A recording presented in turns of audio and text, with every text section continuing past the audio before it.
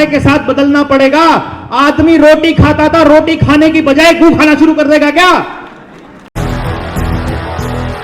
इसीलिए आपके गांव से निकला हुआ कोई डीसी, कोई डॉक्टर, कोई एसडीएम, कोई पटवारी, सब हरामखोर बने हुए हैं। एक भी आदमी समाज के लिए काम नहीं कर रहा, क्योंकि किसी ने भी किसी बनने देंगी पार्टियों से, सरकारों से आपस वाली व्यवस्था नहीं बनने देंगे ये। इसके लिए तो आपको अपनी व्यवस्था बनानी पड़ेगी, और उसके लिए व्यवस्था बनाने के लिए आपको खड़ा होना पड़ेगा। और जो हमारे बच्चों के भविष्य के साथ खिलवाड़ करेगा, जो हमें हमारी व्यवस्था बनाने में रुकावट पैदा करेगा, वो दुश्मन है हमारे बच्चों का। और हम अपने दुश्मन के साथ क्या करते हैं ये भारतवासियों को बताने की जरूरत नहीं है। उनको कुचल देना पड़ेगा हमको, कि जो भी सामने आ जाएगा। 3 महीने हो गए मेरे बच्चे ने मां को मां कहे। तो बोलता है बेटा 9th क्लास में पढ़ता है और पिस्टल लेके आया कट्टा। बच्चे हमसे टूट चुके। बच्चा कहता आई हेट माई फादर, क्योंकि हम समझा रहे हैं, कब से समझा रहे हैं। देखो ना, मैं 45 साल का हो गया यार, मेरे घर वाले मुझे आज तक समझा रहे हैं। मां बाप उस दिन मर जाता है जिस दिन उसका बच्चा पैदा होता है। अब मेरे को कभी समझ में नहीं आया, और आपको आया हो तो बता दो, किसी का आया हो तो बता दो। किसी को अपनी पत्नी की बात आई हो, किसी को अपने बच्चे की बात आई हो, किसी को अपने पति की आई हो, किसी को किसी की भी बात समझ में आई हो, आज तक बता दो। किसी को नहीं आई भाई, नहीं आने वाली भी नहीं है। उसका रीजन अपने बच्चे को कहे कि भाई जमीन में कुछ नहीं रखा। गांव में रहते हुए, गांव में रहने वाला आदमी जब अपनी औलाद को कहे कि बेटा गांव में कुछ नहीं रखा, जब कोई नौकरी पे, जिस नौकरी पर कोई पर्सन है, उसका बच्चा जब बोले मुझे भी बड़ा होकर आपके जैसा ही बनना है, और बाप कहे कि नहीं तुमने ये वाला काम नहीं करना जिसमें मैं फंसा हुआ हूं, तुमको कुछ और करना है, तो फिर वो बच्चे के दिमाग में एक थॉट जाता है जो आपको भी नहीं पता, आपको भी नहीं पता। मैं आपको बता रहा हूं, ये क्रिस्टल क्लियर है कि ये अपने आप जाता है। सामने से कोई आदमी आ जाए, उसने आपको कुछ भी नहीं बोला था, लेकिन शक्ल देखते ही आपकी त्योड़ियां चढ़ जाती हैं, गुस्सा आ जाता है, क्या सवेरे सवेरे शक्ल देख ली, उसने कुछ कहा ही नहीं था। फिर क्यों? इसका मतलब यह हुआ कि कुछ आपके दिमाग में पीछे चलता है, जो किसी को देख करके तय होता है। किसी को देखने के बाद आपके अंदर अच्छे भाव आते हैं कि यार ये अच्छा आदमी है, ये ठीक है, कुछ कहा नहीं, उसने आपके लिए कुछ किया नहीं, फिर भी अच्छे भाव क्यों आए? इसका मतलब पीछे कुछ है जो चल रहा है। अर्थात जब आप अपने बच्चे को कुछ ऐसी बात कहते हो जो आप अंदर से महसूस नहीं करते हो, जो आप महसूस नहीं करते हो, यकीन मानिए आपका बच्चा उसी मोमेंट एक स्टेप आपसे दूर जा रहा है, एक मोमेंट दूर जा रहा है। जिस पर आप पूरा यकीन करते हो, केवल वो बात अगर अपने बच्चे को बोलोगे, और उस जिंदगी को अगर आप जी रहे हो, केवल और केवल तब आपका बच्चा आपसे जुड़ा रह सकता है। इसके अलावा बच्चे से जुड़ने का कोई दूसरा रास्ता नहीं है। अब आपने देख लीजिए, आप पूरे दिन में कितनी बार उसको सिर्फ समझाने मात्र के लिए, अपने से अपने को बचाने के लिए, या उसको किसी पोजीशन पर लेकर जाने के लिए, कितनी बार आप ऐसी बातें बोलते हैं जो आप खुद भरोसा नहीं होता जिनके ऊपर, जो आप खुद यकीन नहीं करते जिनके ऊपर, जो आपको लगता है कि हो सकता है ये 100% ट्रू नहीं है। यही कारण है कि बच्चा डिसाइड कर लेता है कि मुझे इस आदमी की बात कितनी माननी है। जैसे किसी बच्चे के बारे में यदि कोई बात कहे, कोई मेरे पास कोई पेरेंट आ गए और वो कहे जी मेरा बच्चा बहुत बदतमीज है, तो मैं सबसे पहले उससे ये पूछता हूं क्या ये सबसे बदतमीजी करता है? सबसे मतलब अपने टीचर से भी, हेडमास्टर से भी, पापा से भी, मम्मी से भी, दादा से भी, दादी से भी, मतलब जितने आसपास लोग हैं, क्या ये सबसे बदतमीजी करता है? वो बताती है नहीं, ये सिर्फ इन लोगों से करता है, या फिर ये सिर्फ मेरे साथ करता है, या फिर ये सिर्फ वहां करता है। इसका मतलब बच्चे में प्रॉब्लम नहीं है। क्यों जी? इसका अर्थ ये हुआ ना, क्योंकि यदि वो बदतमीज होगा तो वो हर जगह होगा। लोहा है मेरे हाथ में, लोहे की छड़, आग में रखो, रेत में रखो, पानी में रखो, लोहा अपनी नेचर नहीं बदलेगा। नहीं बदलेगा ना। ऐसा थोड़ी होगा कि आग में नरम हो जाएगा, पानी में गर्म हो जाएगा या अलग हो जाएगा। अर्थात हम उस बच्चे को समझने में कहीं ना कहीं नाकाम हुए हैं। और सारी प्रॉब्लम की जड़ पिछले 22-23 साल जो लोगों से बातें की हैं, जितना उनके साथ मगजमारी की है, जितनी लोगों की काउंसलिंग्स की हैं और उनके जो रिजल्ट आए हैं, उनकी फाइंडिंग्स ये कहती हैं कि सारी प्रॉब्लम समझाने में है, समझाने में, और उसका सलूशन समझने में है। बात खत्म। अगर आपको अपने लाइफ पार्टनर की, अपने बच्चे की, अपने मां बाप की, अपने रिश्तेदारों की, अपने भाई बहन की, अपने स्टूडेंट्स की टीचर होते हुए यदि आपको बात समझ आ गई, यदि आपको वो समझ आ गया, तो फिर आपको कुछ और बताने की जरूरत नहीं है। मुझे आपको बताने की जरूरत नहीं है कि मैं अगर इसको, इस ऑब्जेक्ट को यहां पर ये रखा है, ये कागज का टुकड़ा है, मैं इसे यहां से अगर मैं छोड़ दूं तो ये टूट जाएगा क्या? टूट जाएगा क्या? अरे बताइए ना, टूटेगा क्या ये? और अगर ये कांच का टुकड़ा होगा तो आपको पता चल जाएगा कि ये छोटा टुकड़ा नहीं टूटेगा, बड़ा टुकड़ा टूटने के चांस ज्यादा हैं। पतला होगा तो चांस ज्यादा है, मोटा होगा तो चांस कम है। यानी उस टुकड़े को देखते ही आप समझ जाओगे कि इसका मैं क्या यूज कर सकता हूं। आप जब कोई गाड़ी चलाते हैं, उसमें कांच की भी जरूरत है, लोहे की भी जरूरत है, रबड़ की भी जरूरत है, प्लास्टिक की भी जरूरत है, आपको लेदर भी चाहिए, उसमें कुशन भी चाहिए, आपको सब काम करने के लिए चाहिए। आप केवल लोहे को अच्छा कैसे कह सकते हो? आप केवल कांच को अच्छा कैसे कह सकते हो? आप केवल चमकने वाली चीज को अच्छा कह सकते हो? मैं तो यहां तक कहूंगा कि पूरी गाड़ी एकदम फिट है, सारा कुछ बढ़िया है, चाहे गाड़ी की कीमत 50 करोड़ रुपया हुआ, लेकिन अगर उसके टायर में वो 10 पैसे वाली वॉल नहीं हुई तो नहीं चल पाएगी। नहीं ना? इसका अर्थ यह हुआ कि ये समाज रूपी जो गाड़ी है, इसमें सब लोहा नहीं चाहिए भाई, सब कागज नहीं चाहिए, सब कांच नहीं चाहिए, सब लकड़ी नहीं चाहिए, हमको सब चाहिए। और प्रकृति ने ऐसा इंतजाम किया हुआ है कि जो आपको चाहिए वही दे रखा है, लेकिन कचरा कहां करते हैं? जो हमको चाहिए वो बनाने पर लगे पड़े हैं। ये सत्यानाश की जड़ है, सारी कहानी की जड़ है। जो हमको अच्छा लगता है, जो हमको चाहिए, मां को वैसा बेटा चाहिए, बाप को वैसा बेटा चाहिए, पत्नी को ऐसा पति चाहिए, पति को ऐसा पत्नी चाहिए। अरे जो तुम्हारे घर में पैदा हो गया वो जैसा है तुम बदल नहीं सकते हो भाई। कांच पैदा हुआ कि लोहा पैदा हुआ, वो जो पैदा हुआ है उसको तैयार करना है, उसको ढालना है समाज के लिए। वो जो पैदा हुआ है वो अपनी नेचर लेकर पैदा हुआ है, उसको परमात्मा ने कुछ खास देकर भेजा है। वो आप बर्बाद नहीं है, कबाड़ नहीं है। कितनी बड़ी टायरनी है हमारी, कितना बड़ा दुर्भाग्य है हमारे बच्चों का। यह दुर्भाग्य है कि घर में स्टोर रूम पड़ा है, उसमें सब कचरा पड़ा है। आपको मालूम है लकड़ी का क्या इस्तेमाल, लोहे का क्या इस्तेमाल, कांच का क्या इस्तेमाल, कागज पेपर पड़ा है उसका क्या इस्तेमाल है, सबका पता है। घर में जो बच्चा पैदा हो गया उसका इस्तेमाल करना नहीं आता, स्कूल में जो बच्चा पढ़ने आ गया उसका इस्तेमाल करना नहीं आता, समाज के लिए बच्चे को तैयार करना नहीं आता, किसी को नहीं आता। और कमाल की बात क्या, दुर्भाग्य क्या, पूरी की पूरी पीढ़ी का क्या दुर्भाग्य है कि कोई इस पर बात भी नहीं कर रहा। किसी मास्टर को नहीं पढ़ी, किसी प्रिंसिपल को नहीं पढ़ी, किसी नेता को नहीं पढ़ी, किसी को नहीं पढ़ी। कोई समाज से भी बने फिरते हैं, मैंने इतने बच्चों को पढ़ा दिया। अरे पढ़ा दिया, पढ़ा के क्या किया तुमने?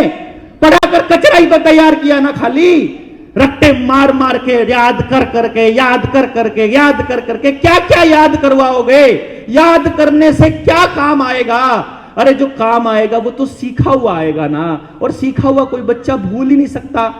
तो आप सिखाते क्यों नहीं हो? सिखाने का क्यों नहीं है तरीका है आपके पास? ये सोचा कभी किसी ने?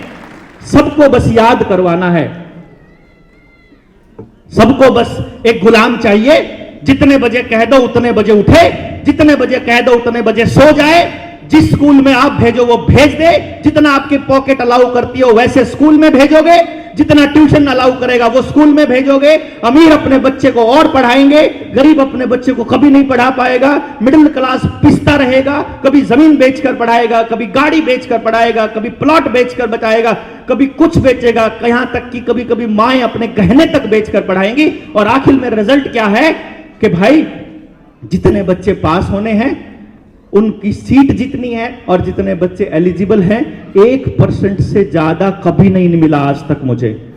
चेक करो, आप सारे के सारे ग्रोन अप मां बाप हो, क्योंकि आपको यह सोचना पड़ेगा, बैठ करके कैलकुलेशंस करनी पड़ेंगी। मेरी बातों पर भरोसा नहीं करना है, आपको खुद से कैलकुलेट करना है, आपको देखना है आपकी जिंदगी में आज तक कितनी भर्तियां आई। चेक करो एक बारी, उनमें कितने बच्चों ने फॉर्म भरा ये चेक करो, और फिर देखो कितने प्रतिशत बच्चा पास हुआ। चेक करो, आपको पता चलेगा कि 99.9% बच्चा गारंटीड फेल होगा। गारंटीड मतलब हम एक ऐसे एजुकेशन सिस्टम में काम कर रहे हैं जिसके अंदर 99.99% बच्चों के ऊपर लेबल लगेगा कि तुम एक फेलियर हो, तुम एक बर्बाद इंसान हो, तुम कुछ नहीं कर सकते। क्योंकि आपको हर पीटीएम में, हर वो वीकली टेस्ट में, हर मंथली टेस्ट में, उसके अंदर आपको मैडम क्या कहेगी, थोड़ी सी मेहनत और करो, थोड़ी सी मेहनत और करो, है ना, आप कर सकते हो, आप कर सकते हो, ये तुम्हारा बच्चा कर सकता, इसको बस थोड़ा ध्यान दो। अरे ध्यान देके करना क्या है, ध्यान देके और नंबर ले लेगा, और नंबर ले लेगा। अभी चौथी पोजीशन पर है, पहली पोजीशन पर पहुंच जाएगा, मान लिया। अरे जो पहली पर है वो तो नीचे आना पड़ेगा ना उसको, तो नहीं समझे? मेरा बच्चा केवल तब कामयाब हो सकता है जब आप सबका बच्चा कामयाब ना हो। ये नियम है इस पढ़ाई में, इस पढ़ाई में ये नियम है। मैंने एक केस देखा था, उस दिन मुझे यह समझ में आया कि एजुकेशन सिस्टम क्या कर रहा है। एक आदमी ने मुझे अपने किसी दोस्त के बच्चे के बारे में एक लाइन बोल दी और मेरा अंदर से कलेजा फटने को आया कि कोई मेरे बच्चे के लिए भी ऐसी ही बद्दुआएं मांग रहा होगा कभी, कहीं ना कहीं। क्या था मालूम है? दो दोस्तों की शादी हुई बिल्कुल एक हफ्ते के अंतराल में, उनके बच्चे भी एक हफ्ते 10 दिन के अंतराल में पैदा हुए।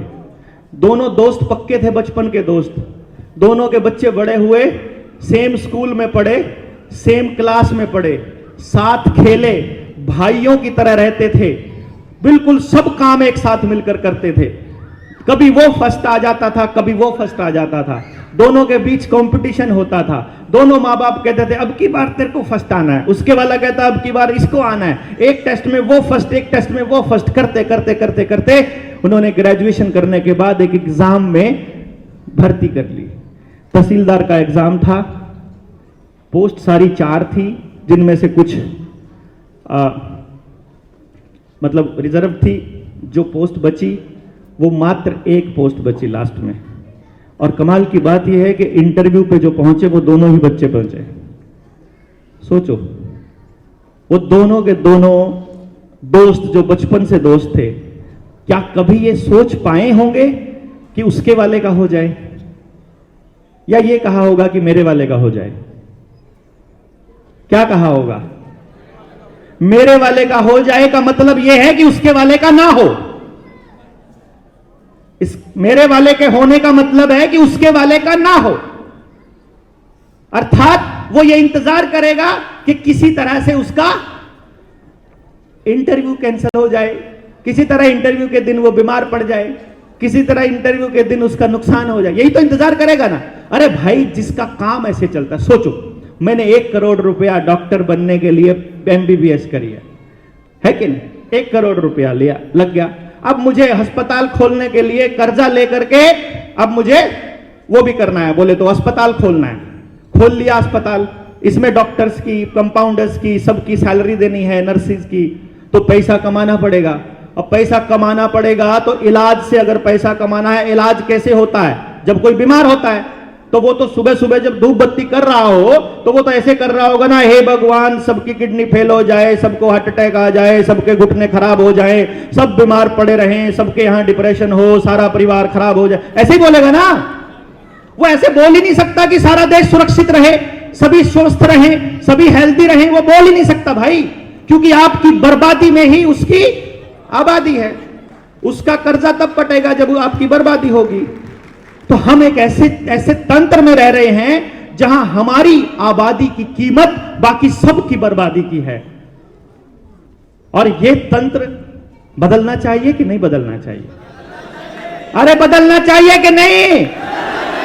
बदलना चाहिए। तो इसको कोई और आएगा बदलने के लिए।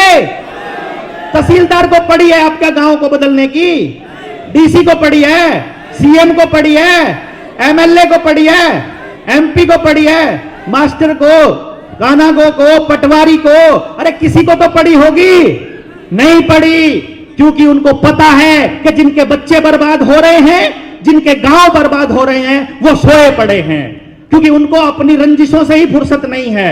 कभी वो उनको सरपंच के इलेक्शन की रंजिश, कभी एमएलए के इलेक्शन की रंजिश, कभी एमपी के इलेक्शन की रंजिश, कभी पार्टियों की रंजिश, कभी जातियों की, कभी धर्म की, कभी कंपटीशन की, कभी नौकरियों की। अरे मैं बता रहा हूं, मेरे रिश्तेदारी में एक गांव से 4 बच्चों ने पेपर पास कर लिया। एमएलए बोलता है कि मैं एक को लगा सकता हूं सिर्फ। ये प्रैक्टिकल बता रहा हूं मैं आपको, जो मैंने अपने जीवन में झेला है। एक को लगा सकता हूं मैं सिर्फ। उस एमएलए के पास 4 के 4 मां बाप अपने गांव से 2-2 गाड़ियां, 4-4 गाड़ियां भरकर लेकर गए सिफारिश लगाने के लिए, हमारे वाला हो जाए।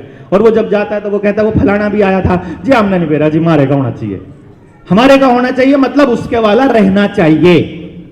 इसका ये मतलब है। अब मेरे पास,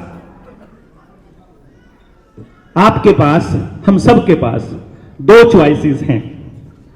एक चॉइस है, जो व्यवस्था इन्होंने बनाकर रखी हुई है उस व्यवस्था में अपने बच्चों को पिसने के लिए छोड़ दें। वो सुबह से लेकर रात तक गधों की तरह काम करें। सुबह सुबह गाड़ी से सुबह सुबह उठे, वो बस में बैठ जाएं, स्कूल में जाकर के left right stand up sit down, याद किया कि नहीं किया, नोट डाउन कर लो या करके सुना दो, इस प्रोसेस में चले जाएं। या दूसरा तरीका है कि हम मां बाप इसकी जिम्मेदारी अपने कंधों पर ले लें कि इसको बदलना है। आप कौन सा चॉइस करोगे? क्योंकि कोई और नहीं करेगा ये काम, ये हमको करना पड़ेगा। मेरे गांव में मेरे पिताजी बैठे हैं, मेरी माताजी बैठी हैं। मैं जब 10वीं पास करी, मैं डिस्ट्रिक्ट टॉपर्स में था। मेरे गांव में 10वीं के बाद का स्कूल नहीं था, तो मेरे घर का ठीक ठाक जुगाड़ था उस टाइम पर, और मेरे को पढ़ाने के लिए इन्होंने शहर भेज दिया। इन्होंने कहा बढ़िया, बेस्ट स्कूल में दाखिला कराएंगे आपका। बेस्ट स्कूल में दाखिला करवा दिया। गांव के जो बच्चे नहीं भेज सकते थे उनका क्या भाई? वहां का सबसे बड़ी गलती हम बड़ों से होती है। मैं यहां क्योंकि एक बाप की हैसियत से खड़ा हूं, और मैं ये मानता हूं कि मैंने अपने बच्चे की जड़ें खोद दी, क्योंकि मैं अपने बच्चे को अपने गांव में नहीं रख पाया। मैं उसको कभी नहीं बता पाया कि बेटा तेरी जड़ें कहां है। क्यों? क्योंकि मेरे गांव में मेरी से बड़ी पीढ़ी ने कुछ भी ऐसा नहीं किया कि जो मेरे गांव में मेरे पास मौजूद हो। तो लेकिन मैं इस चीज को ऐसे के ऐसे रहने नहीं देना चाहता। मैं चाहता हूं कि मेरा बच्चा वापस जड़ों की तरफ लौटे, तो उसकी जड़ें वापस वैसी हो कि वो बरगद पाल सके। वरना शहर में रहें तो ठूंठ हो जाएंगे, हम ऐसे ही निर्जीव हो जाएंगे, बीमार पड़े रहेंगे, एक दूसरे से बात करने का जी नहीं करता है। ऐसे हालात वहां पर है। यहां दिल्ली का हाल देखा है आपने? मतलब दिल्ली में रहने वाले लोगों को पता है, वो अपने बच्चों को अपने हाथों से जहर खिला रहे हैं। हर सांस के साथ उनके जहर जा रहा है, और वो अपना गांव छोड़कर आ गए। कोई बिहार से छोड़कर आया, कोई उड़ीसा से, कोई बंगाल से, इस उम्मीद में कि दिल्ली में बढ़िया फैसिलिटी मिलेगी। किस कीमत पर? अरे किस कीमत पर? 5 करोड़ की गाड़ी हो और कमर में दर्द हो, यहां सर्वाइकल हो रहा हो, तो गाड़ी आनंद दे सकती है क्या? इस कीमत पर 5 करोड़ की गाड़ी का कोई औचित्य नहीं है दोस्तों। लेकिन अगर आपका बच्चा हेल्दी है, सही है, लड़ने की उसके अंदर हिम्मत है, संघर्ष कर सकता है, अपना रास्ता खुद ढूंढ सकता है, उसको रास्ता ढूंढने के लिए हम माहौल प्रोवाइड कर सकते हैं, तो पूरा गांव मिलकर अपने बच्चों के लिए वो रास्ता तैयार कर सकता है। लेकिन अकेला मां बाप कभी भी अपने बच्चों के लिए कोई रास्ता तैयार नहीं कर पाएगा। यहां तक कि इस यात्रा में आपने देख भी लिया होगा, और जिसको समझ में नहीं आ रही हो आगे भी देख लेना, अगले 10 साल बाद देख लेना, आपके बच्चे जैसे जैसे बड़े होते जाएंगे वैसे वैसे बिगड़ते चले जाएंगे। कल मेरी एक मां से बात हो रही थी, मैं आपको बता रहा हूं। वो मां यहां बैठी है, मैं नाम नहीं लूंगा। मैंने उनसे पूछा कल आप आ रहे हैं ना? उन्होंने कहा नहीं, कल मेरे बेटे का यूनिट टेस्ट है। मैंने पूछा कौन सी क्लास में पढ़ता है ऐसा? भाई मैंने सोचा ग्रेजुएशन वगैरह में होगा बच्चा। तो बोली जी दूसरी क्लास में पढ़ता है। मैं कहा दूसरी क्लास में यूनिट टेस्ट है, उसके लिए आप सेमिनार छोड़ दोगे? छोड़ना पड़ेगा जी, मैं काफी दिनों से घर नहीं थी तो इसकी तैयारी नहीं हो पाई। कैन यू इमेजिन मैंने क्या कहा होगा? मैंने उनको सिर्फ इतना ही कहा, तब आपके बच्चे का भविष्य बहुत अंधकार में है। आपका बच्चा आने वाले समय में अच्छी तरह से बर्बाद होने वाला है, क्योंकि आपका बच्चा खुद पढ़ना नहीं चाहता, और अगर उसे पढ़ाना आपको पड़ता है तो ये एजुकेशन सिस्टम की विडंबना है। क्योंकि एक दिन ऐसा आएगा जिस दिन आप उसके ऊपर पढ़ने के लिए दबाव बनाने जितनी हैसियत में नहीं रहोगे। 5वीं क्लास तक, 6ठी क्लास तक, 7वीं तक, 8वीं तक तो आप उसको धक्के से किताब पर बिठा सकते हो, याद करवा सकते हो। उसके 2-3 साल बाद तक वो उसका बाप धक्के से बिठा सकता है, क्योंकि वो कहता है बाप से ज्यादा डरता है। मेरे वाला जो मेरे से डरना 7वीं में बंद हो जाएगा, तो पिता से डरना जो है वो 10वीं 11वीं तक हो जाएगा। लेकिन what about when he is turned to 18? 18 का होने के बाद जब वो कॉलेज में जाने लगे, तब उसके अंदर किस चीज की मोटिवेशन बचेगी? आपने सोचा है कभी? सोचा है? अगर उसको अभी जैसे ईशानी बोल रही थी कि मजा नहीं आ रहा है, ट्रिगर नहीं हो रहा है, अच्छा नहीं लग रहा है, तो कैसे करे कोई बच्चा? और सिर्फ एक ही काम करना पड़ रहा है। तो सुरेंद्र है हमारे साथ टीम में, अंबाला से, जंड मंगोली से, पंजाब का साथी। वो अपने गांव में समझाने गया ना, इतना बोला, मैंने तो जी बड़ा जी आपके वाली बात नहीं बोली, मैंने तो सीधी देसी भाषा में समझाया, गांव वालों को ऐसे बिठा लिया। मैंने बोला जी तुम्हारा बच्चा कौन सी क्लास में, तुम्हारा कौन सी क्लास में, ऐसा करके मैंने तो ये बोला चलो सोचो, सारे बच्चे, हम बच्चे छोड़ देते हैं, अपन जंगल में रहते हैं और अपन सारे जानवर हैं। उन्होंने कैसा एग्जाम्पल दिया? उन्होंने कहा एग्जाम्पल है, आपके वाला बच्चा जो है घोड़ा है, आपके वाला मछली है, आपके वाला हाथी है, आपके वाला, मतलब ऐसे करके अलग अलग जानवर है, और हम कंपटीशन कर रहे हैं कि सबको पेड़ पर चढ़ना है, देखते हैं कौन फर्स्ट आएगा। तो मछली तो हमेशा यही सोचती रहेगी कि मैं तो बेवकूफ हूं। अगर दौड़ने की रेस लगाएंगे तो वहां तो कोई दूसरा एनिमल पीछे रह जाएगा, अगर जोर की आजमाइश करेंगे तो अलग हो जाएगा। अरे सबको अलग पैदा किया है तो सब एक ही पढ़ाई कैसे पढ़ रहे हैं भाई? एक ही पढ़ाई। अब सोचो, राजस्थान में रहने वाले बच्चे का, राजस्थान में रहने वाला बच्चे की जरूरत हिमाचल में रहने वाले बच्चे की जरूरतों के बराबर है क्या? हां बताइए ना, बराबर है क्या? गांव में रहने वाले बच्चे की जरूरत और शहर में रहने वाले की अलग है, सेम है कि अलग है? अलग है। वहां भी अलग है। गोवा वाले की और हरियाणा वाले की अलग है कि सेम है? अलग है। पढ़ाई तो सेम पढ़ रहे हैं। और कमाल की बात, उस पढ़ाई का डिजाइन किसने किया?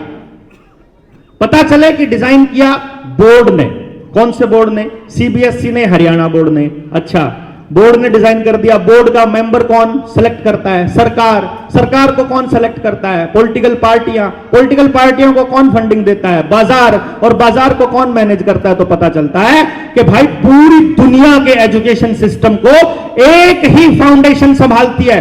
पूरी दुनिया की यूनिवर्सिटीज का, कॉलेजेस का, स्कूलों का सिलेबस करने का काम उसी एक फाउंडेशन, एक परिवार का है, जिसके जो पूरी दुनिया के तेल कुओं का मालिक है, जो पूरी दुनिया की फार्मा कंपनियों का मालिक है, जो पूरी दुनिया की ऑटोमोबाइल का मालिक है, जो पूरी दुनिया की फर्टिलाइजर्स का मालिक है, जो पूरी दुनिया में कैंसर अस्पताल और हार्ट अटैक की मशीनों का जिसने पेटेंट लिया हुआ है, और उस परिवार का नाम है रॉकफेलर फाउंडेशन। आप जाकर के देखो, पता करो, ये जितनी भी बड़ी बड़ी ऑक्सफोर्ड, जितनी भी फलाना ढिमकाना, जिनको दुनिया की टॉप यूनिवर्सिटीज बोलते हैं, सबका वही फंडिंग एजेंट है। सारी की सारी साइकोलॉजी की जितनी भी रिसर्च होती है, सबको वो फंडिंग करता है। वो वही रिसर्च, अरे जो उन्हें फंडिंग की है, तो रिसर्च पेपर लिखने वाला उसकी मर्जी के बाहर की कोई लाइन लिख देगा क्या? और वो फिर अखबारों में बड़ा बड़ा छपता है, ऐसी रिसर्च चलाई फलानी यूनिवर्सिटी ने, ऐसी रिसर्च आई फलानी यूनिवर्सिटी की, और हम उसको सच मान लेते हैं। हम उसको सच मान लेते हैं। ये कह रहे हैं एआई का जमाना है, अब नौकरियां खत्म होने वाली हैं, अब ये होने वाला है, हमें टाइम के साथ बदलना पड़ेगा। वो कह रहे हैं पहले कैमरा आता था, अब मोबाइल आ गया, समय के साथ बदलना पड़ेगा। अरे समय के साथ बदलना पड़ेगा। आदमी रोटी खाता था, रोटी खाने की बजाय गू खाना शुरू कर देगा क्या? रोटी ही खाएगा ना। रोटी खाते समय रोटी खाएगा तो वो अनाज की पकेगी, अनाज तो खेत में से आएगा, खेत में से किसान ही चलाएगा, लेकिन चलाते समय उसका खर्चा होगा कि नहीं वो तय करेंगे। एक तरीका है कि खेत में उस अनाज को उगाते समय 1 पैसा खर्च ना हो, और एक तरीका है कि उसके अंदर जितनी मशीनें इस्तेमाल हो वो भी रॉकफेलर फाउंडेशन की हो। आपको पता चलेगा। ट्रैक्टर की एजेंसियों की पता करो किसकी है, उसका पेटेंट किसके नाम है। जितनी बीज बोने वाली मशीनें हैं, जितनी खेतों में आज चल रही है, वो किसके नाम पेटेंट है पता तो करो। उसका हर सेकंड चलाने का रुपया किसकी जेब में जाता है? आपके गांव की जेब में नहीं जाता है। एक रास्ता है, सारा गांव अपना पैसा अपने गांव में ही सर्कुलेट करना स्टार्ट कर दे। इसमें गांव की समृद्धि है, या हम सारे लोग मिल करके अपनी कमाई को कंपनियों की हाथ में झोंकते रहे, इसमें समृद्धि है? बताना। आपस वाली है कि कंपनियों वाली? तो आपस वाली व्यवस्था कंपनियां बनने देंगी पार्टियों से, सरकारों से? आपस वाली व्यवस्था नहीं बनने देंगे ये। इसके लिए तो आपको अपनी व्यवस्था बनानी पड़ेगी, और उसके लिए व्यवस्था बनाने के लिए आपको खड़ा होना पड़ेगा। और जो हमारे बच्चों के भविष्य के साथ खिलवाड़ करेगा, जो हमें हमारी व्यवस्था बनाने में रुकावट पैदा करेगा, वो दुश्मन है हमारे बच्चों का। और हम अपने दुश्मन के साथ क्या करते हैं ये भारतवासियों को बताने की जरूरत नहीं है। उनको कुचल देना पड़ेगा हमको, कि जो भी सामने आ जाएगा। अपने बच्चों की व्यवस्था हमको खुद बनानी पड़ेगी, लेकिन वो कैसे बनाएंगे? आप तो गांव में से कोई 2 लोग आए हैं, कोई 4 लोग आए हैं, कोई 10 लोग आए हैं, कोई 50 लोग आए हैं। आप कैसे बनाओगे? जाकर गांव वालों को कैसे समझाओगे? जाकर क्या कहोगे? लो बलारा जी की वीडियो देख लेना, तुम्हें समझ में आ जाएगा, ऐसे कहोगे? किसी के पास समय नहीं है 2-2 घंटे सुनने का, किसी के पास समय नहीं है। वो मेरे को मैसेज आते हैं, बलारा जी वीडियो थोड़ी छोटी बनाया करो। मैंने कहा कितनी छोटी बनाऊं? बोला जी बस 3 मिनट में निपटा दिया करो। मैंने कहा 3 मिनट छोड़ो, तुम्हारे बच्चे तो 30 सेकंड पे आ चुके हैं, वो तो आगे 10 सेकंड पे आ चुके हैं रील्स में, वो तो ऐसे चलते हैं उनका तो हाथ। बात जो बताने की है वो बात दिखाने की अलग होती है, बताने की अलग। और जो बताने की बात है उसमें समय लगता है, वो अपना समय मांगती है। अगर वो समय नहीं दिया जाएगा कुछ भी हासिल नहीं होने वाला, कुछ भी हासिल नहीं होने वाला। ये सारे लोग जो बैठे हैं ना, इनमें से 50% से ज्यादा लोग वो हैं जो 3-3, 4-4, 5-5 घंटे बैठ करके सुना है। जिन्होंने सुना है, आपने ये प्रॉब्लम कितनी है, किस किस को मालूम है इस पूरे के पूरे खेल का? ये लोग हैं, इसीलिए यहां तक आ पाए हैं। और वो लोगों को जाकर गांव में कहो कि बच्चों की एजुकेशन के लिए एक सेमिनार होने वाला है, अरे किस पे टेम है, आज तो ब्याह का साया गणा है, आज तो गणे ब्याह रहे हैं। लेकिन नहीं, मैंने कहा भाई मेरे से ज्यादा सोशल कौन होगा? मेरे से ज्यादा भी तुम्हारे पास आए होंगे क्या, कार्ड आ रहे होंगे क्या? इतने कार्ड तो किसी के भी नहीं आते होंगे। पर भाई हमने एक ही हाथ जोड़ के ये कह रखा कि देख भाई 2 रास्ते हैं, या तो आप लोगों को खुश करने के लिए आपके ब्याह शादी आपकी मरगत में आनते रहा। इतने हैं लोग जानकारी में कि रोज की रोज किसी की मरगत में, किसी के ब्याह में जाना पड़ेगा। अब इतना तो 2 नंबर का पैसा भी नहीं कमाते कि उनके लिए इतना तेल फूके और रोज जाकर के इतना इतना कन्यादान डालें। मैं तो 100, 150, 200 रुपए का कन्यादान डाल सकता हूं, वो भी किसी के थ्रू डलवा सकता हूं। मेरी हाजिरी उसी में मान लेना। मैं आपके पास नहीं आ पाऊंगा। इसमें आप मुझे एंटी सोशल बोल सकते हो, लेकिन इससे ज्यादा जरूरी है कि मैं अगली पीढ़ी की लड़ाई लड़ रहा हूं। उसमें हो सकता है मैं उस टाइम किसी गांव में हूं, किसी मीटिंग में हूं, किसी ट्रेनिंग में हूं। मैं यही करना चाहता हूं।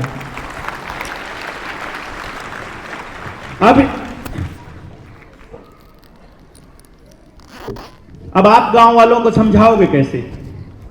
मुझे बहुत से साथियों ने बोला कि भाई देवेंद्र भाई प्रॉब्लम बड़ी है, समझ में नहीं आ रहा है क्या करें।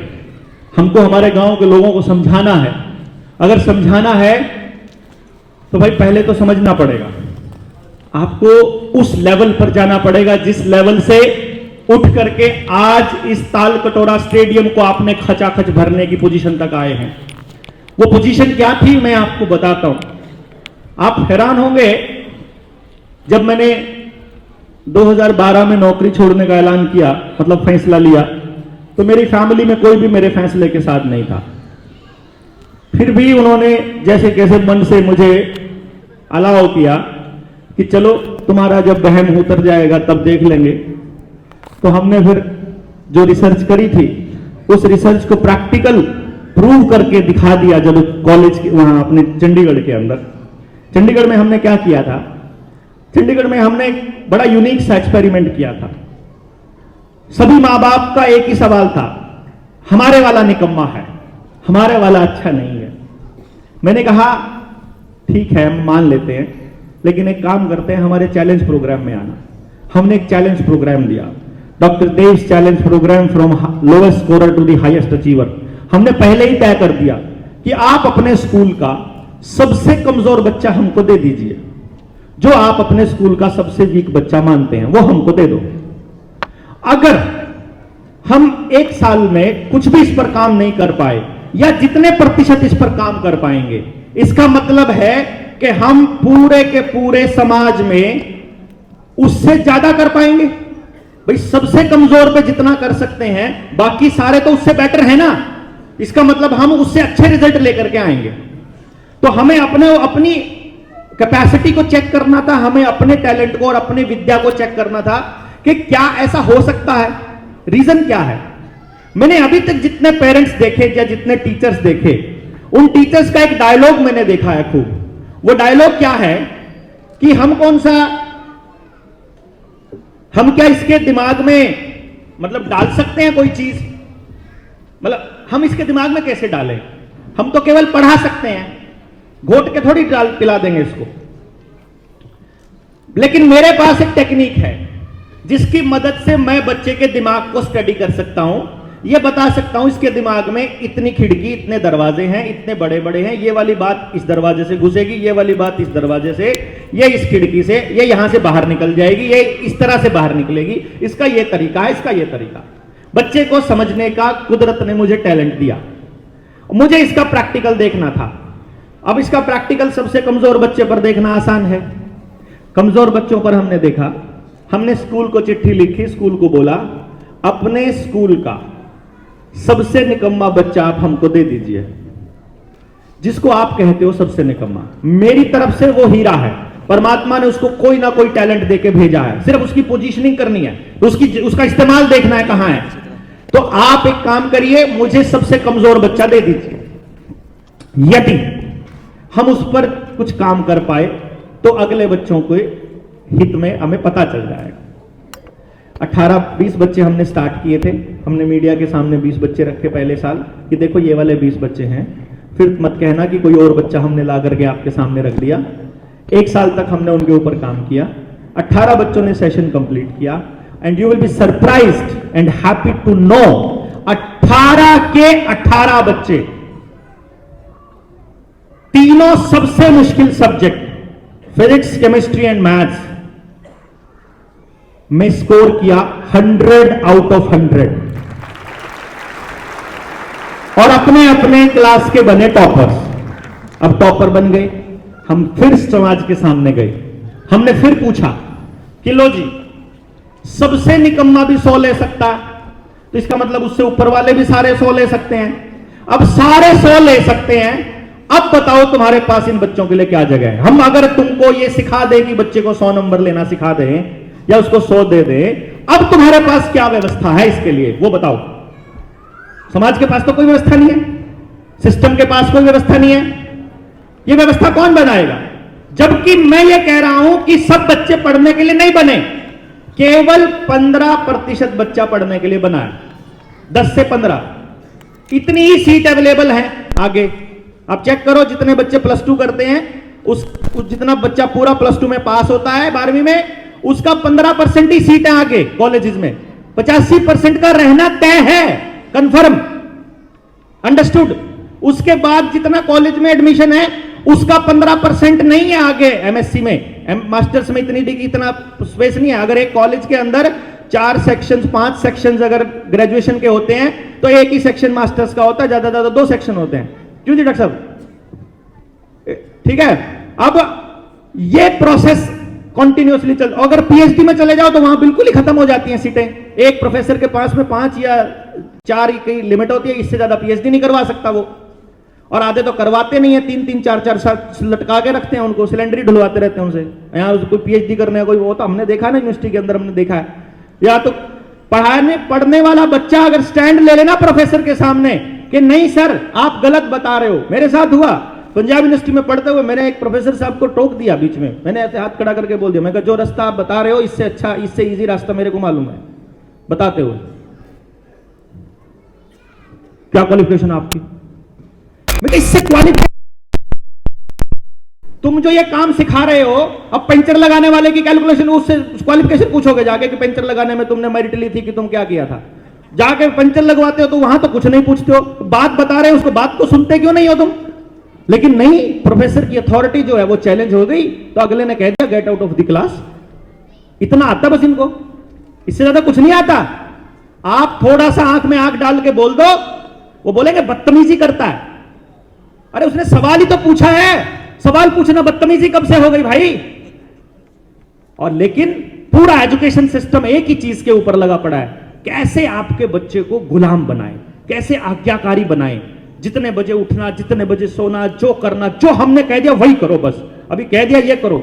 आप माहौल तैयार नहीं करते हो, आप ये बताते नहीं हो कि ये क्यों करना है, आप ये नहीं बताते हो कैसे करना है, ये नहीं बताते कि इसका अच्छा रास्ता कौन सा है, इसमें चलो हम तुम्हारी मदद करते हैं। खुद बैठे को टीवी पे बैठे होते हैं और उसको बोलते पढ़ लेना, देखते भी नहीं उसकी तरफ, ऐसे ही करते हैं, जाके पढ़ ले अपने कमरे में।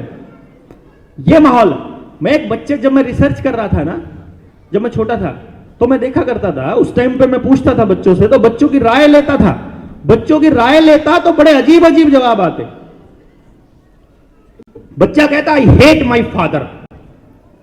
चलो वो तो गलत गुस्से में बोल दिया होगा उस बच्चे ने, बट उसने बोल दिया आई हेट माई फादर। मैंने कहा काहे को भाई, दिक्कत क्या, दिक्कत क्या है? आएंगे, आते ही सोफे पर बैठेंगे, मेरी मम्मा उनके लिए पानी लाएगी, वो बैठ करके ऐसे टेबल के ऊपर पैर रखेंगे जूते निकाल के, और रिमोट निकालेंगे, टीवी चालू कर देंगे। इधर बच्चे को, वो घूम रहा है बच्चा, उसको बोलेंगे इधर आ, हाँ आज टेस्ट में कितने नंबर आए? टीवी चल रहा है उधर, टेस्ट में कितने नंबर आए? टेस्ट में इतने नंबर आए। ये हुआ, क्या हुआ, क्यों पढ़ा, क्यों नहीं पढ़ नहीं सकता, ध्यान नहीं देता, तेरे लिए सब छोड़ के आए थे, जितना हमको मिल गया, जितना तेरे को मिलता इतना हमको मिल जाता तो पता नहीं क्या कर देते।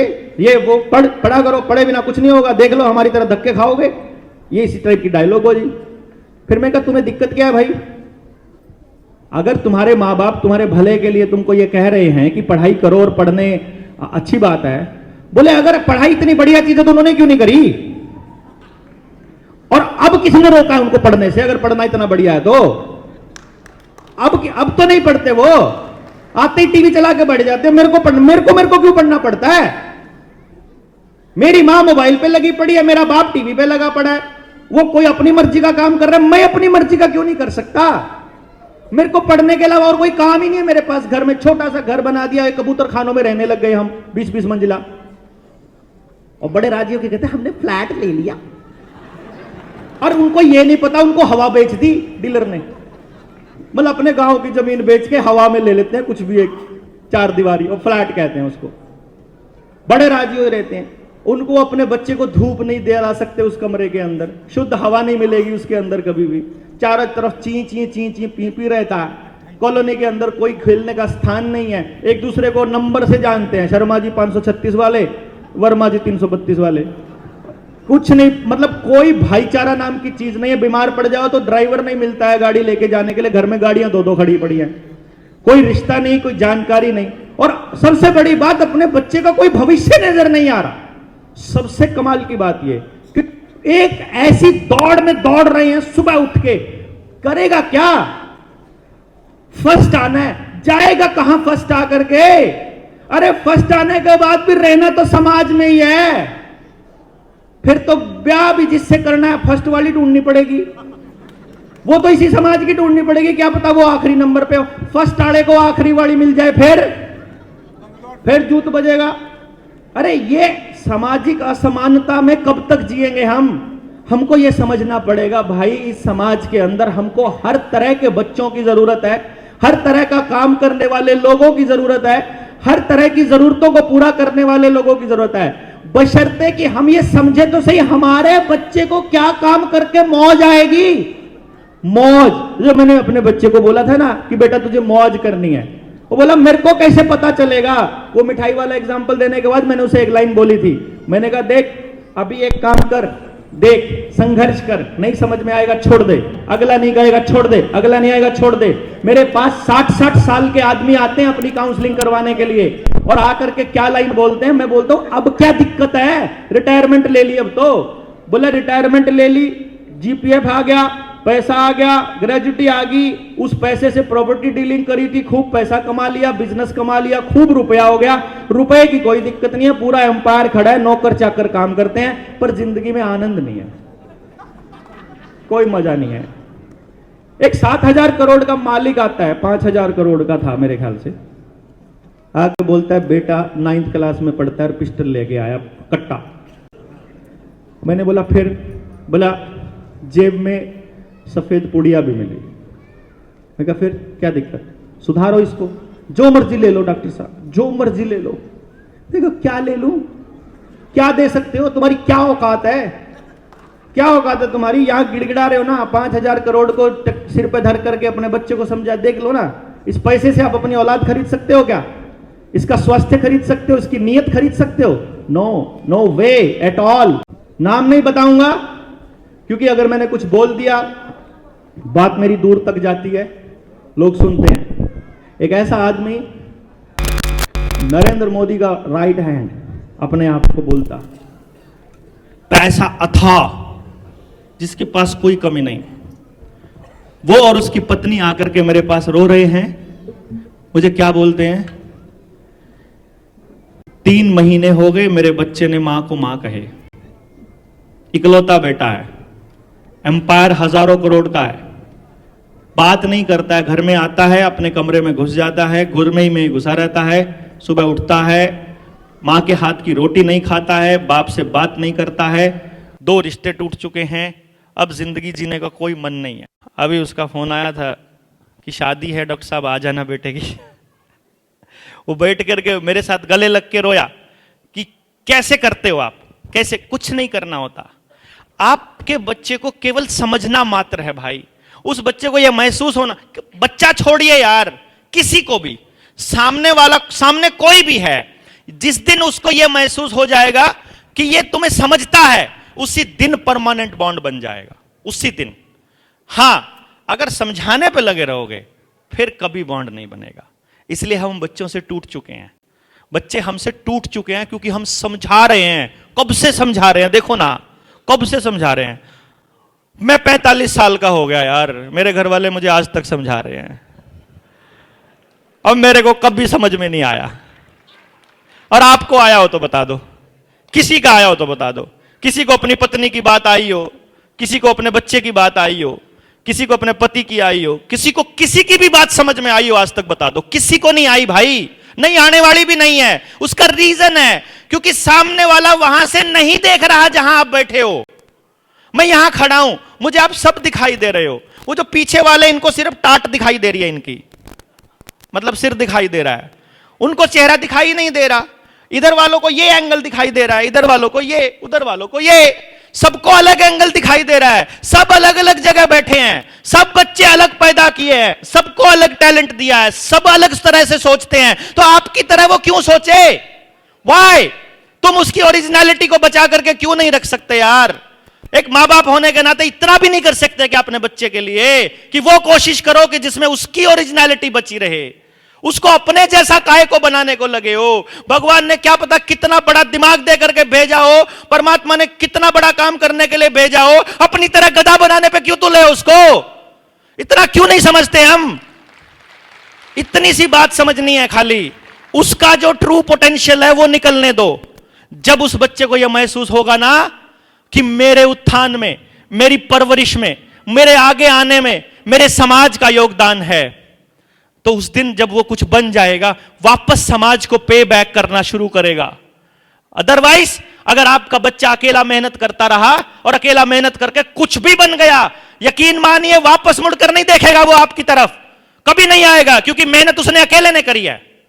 और अगर मां बाप ने मेहनत कर करके उस बच्चे को कहीं तक पहुंचा भी दिया, तो भी वो बच्चा समाज के किसी काम का नहीं। इसीलिए आपके गांव से निकला हुआ कोई डीसी, कोई डॉक्टर, कोई एसडीएम, कोई पटवारी, सब हरामखोर बने हुए हैं। एक भी आदमी समाज के लिए काम नहीं कर रहा, क्योंकि किसी भी बच्चे को समाज ने तैयार नहीं किया।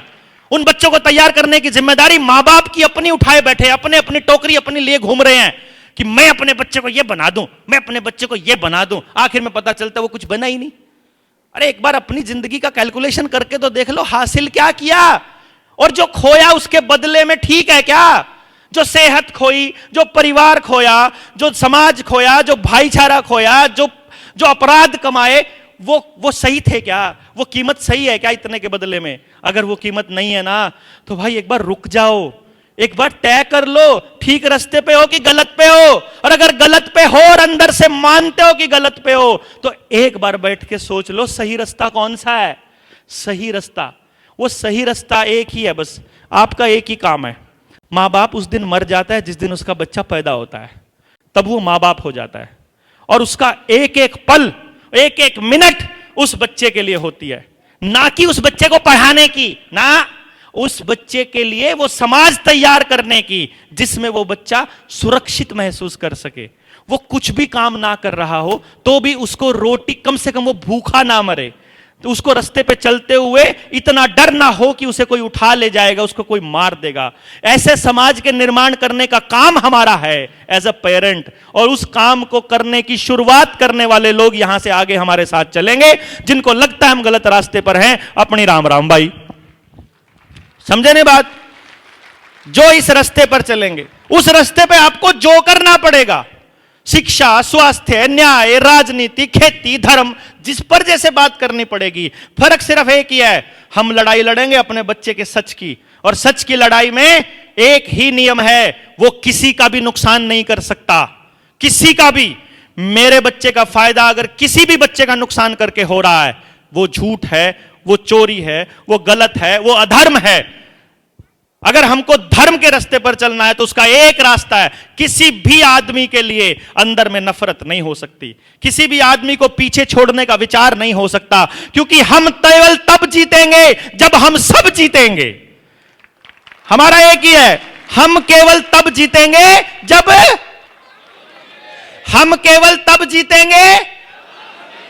जब सब जीतेंगे, सब। और उसके लिए तब तक यह कोशिश करती रहनी है। जरूरी नहीं है कि इस जीवन में, इस लाइफ टाइम में हम ये सब कर पाएंगे, कोई जरूरी नहीं है। कोई भी आदमी अपना काम पूरा नहीं कर पाया। बाबर ने जो किया, अशोका ने जो किया, राज कर गए, वो चले गए, सब खत्म हो गए। उनका वंशज भी आज कोई नहीं पड़ा आपके आसपास मिलेगा, कोई नहीं कहेगा मैं बाबर का पड़पोते का पड़पोते का पड़पोता हूं, कोई नहीं कहेगा, सब खत्म हो जाएगा। आप सबने भी जाना है एक दिन, रास्ता है, छोड़ कर क्या गए, लेगेसी क्या छोड़ कर गए? जो बर्बादी चल रही थी उससे मुंह मोड़ करके शहर भाग गए थे क्या? वो जो बर्बादी गांव में हो रही थी उससे मुंह फोड़ करके मतलब कोसते रहते थे क्या? हमको मालूम नहीं है। और सारी की जड़ में एक ही चीज है, नॉलेज, समझ। वो समझ कहां से आएगी? चर्चा करनी पड़ेगी भाई, चर्चा तो होती ही नहीं ना, स्कूल में होती, स्कूल में भी डेक्लेमेशन। मेरा बेटा, मैं आपको बताता हूं यार, कमाल की बात है, कोरोना चल रहा था, कोरोना चलते चलते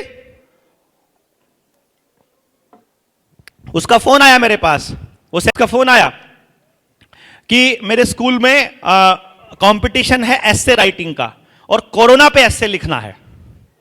मैं कहा देखो क्या माइंड प्रोग्रामिंग है, मतलब उस पे पूरा का पूरा डिटेल वो दे रहे हैं जो ऑनलाइन गूगल पे या सर्च इंजन पे मौजूद है। तो मेरे से बात कर रहा है, पापा आप जो कह रहे हो वो तो कहीं पे नहीं है गूगल पे, वो तो कह रहे हैं तो कॉन्स्पिरेसी है।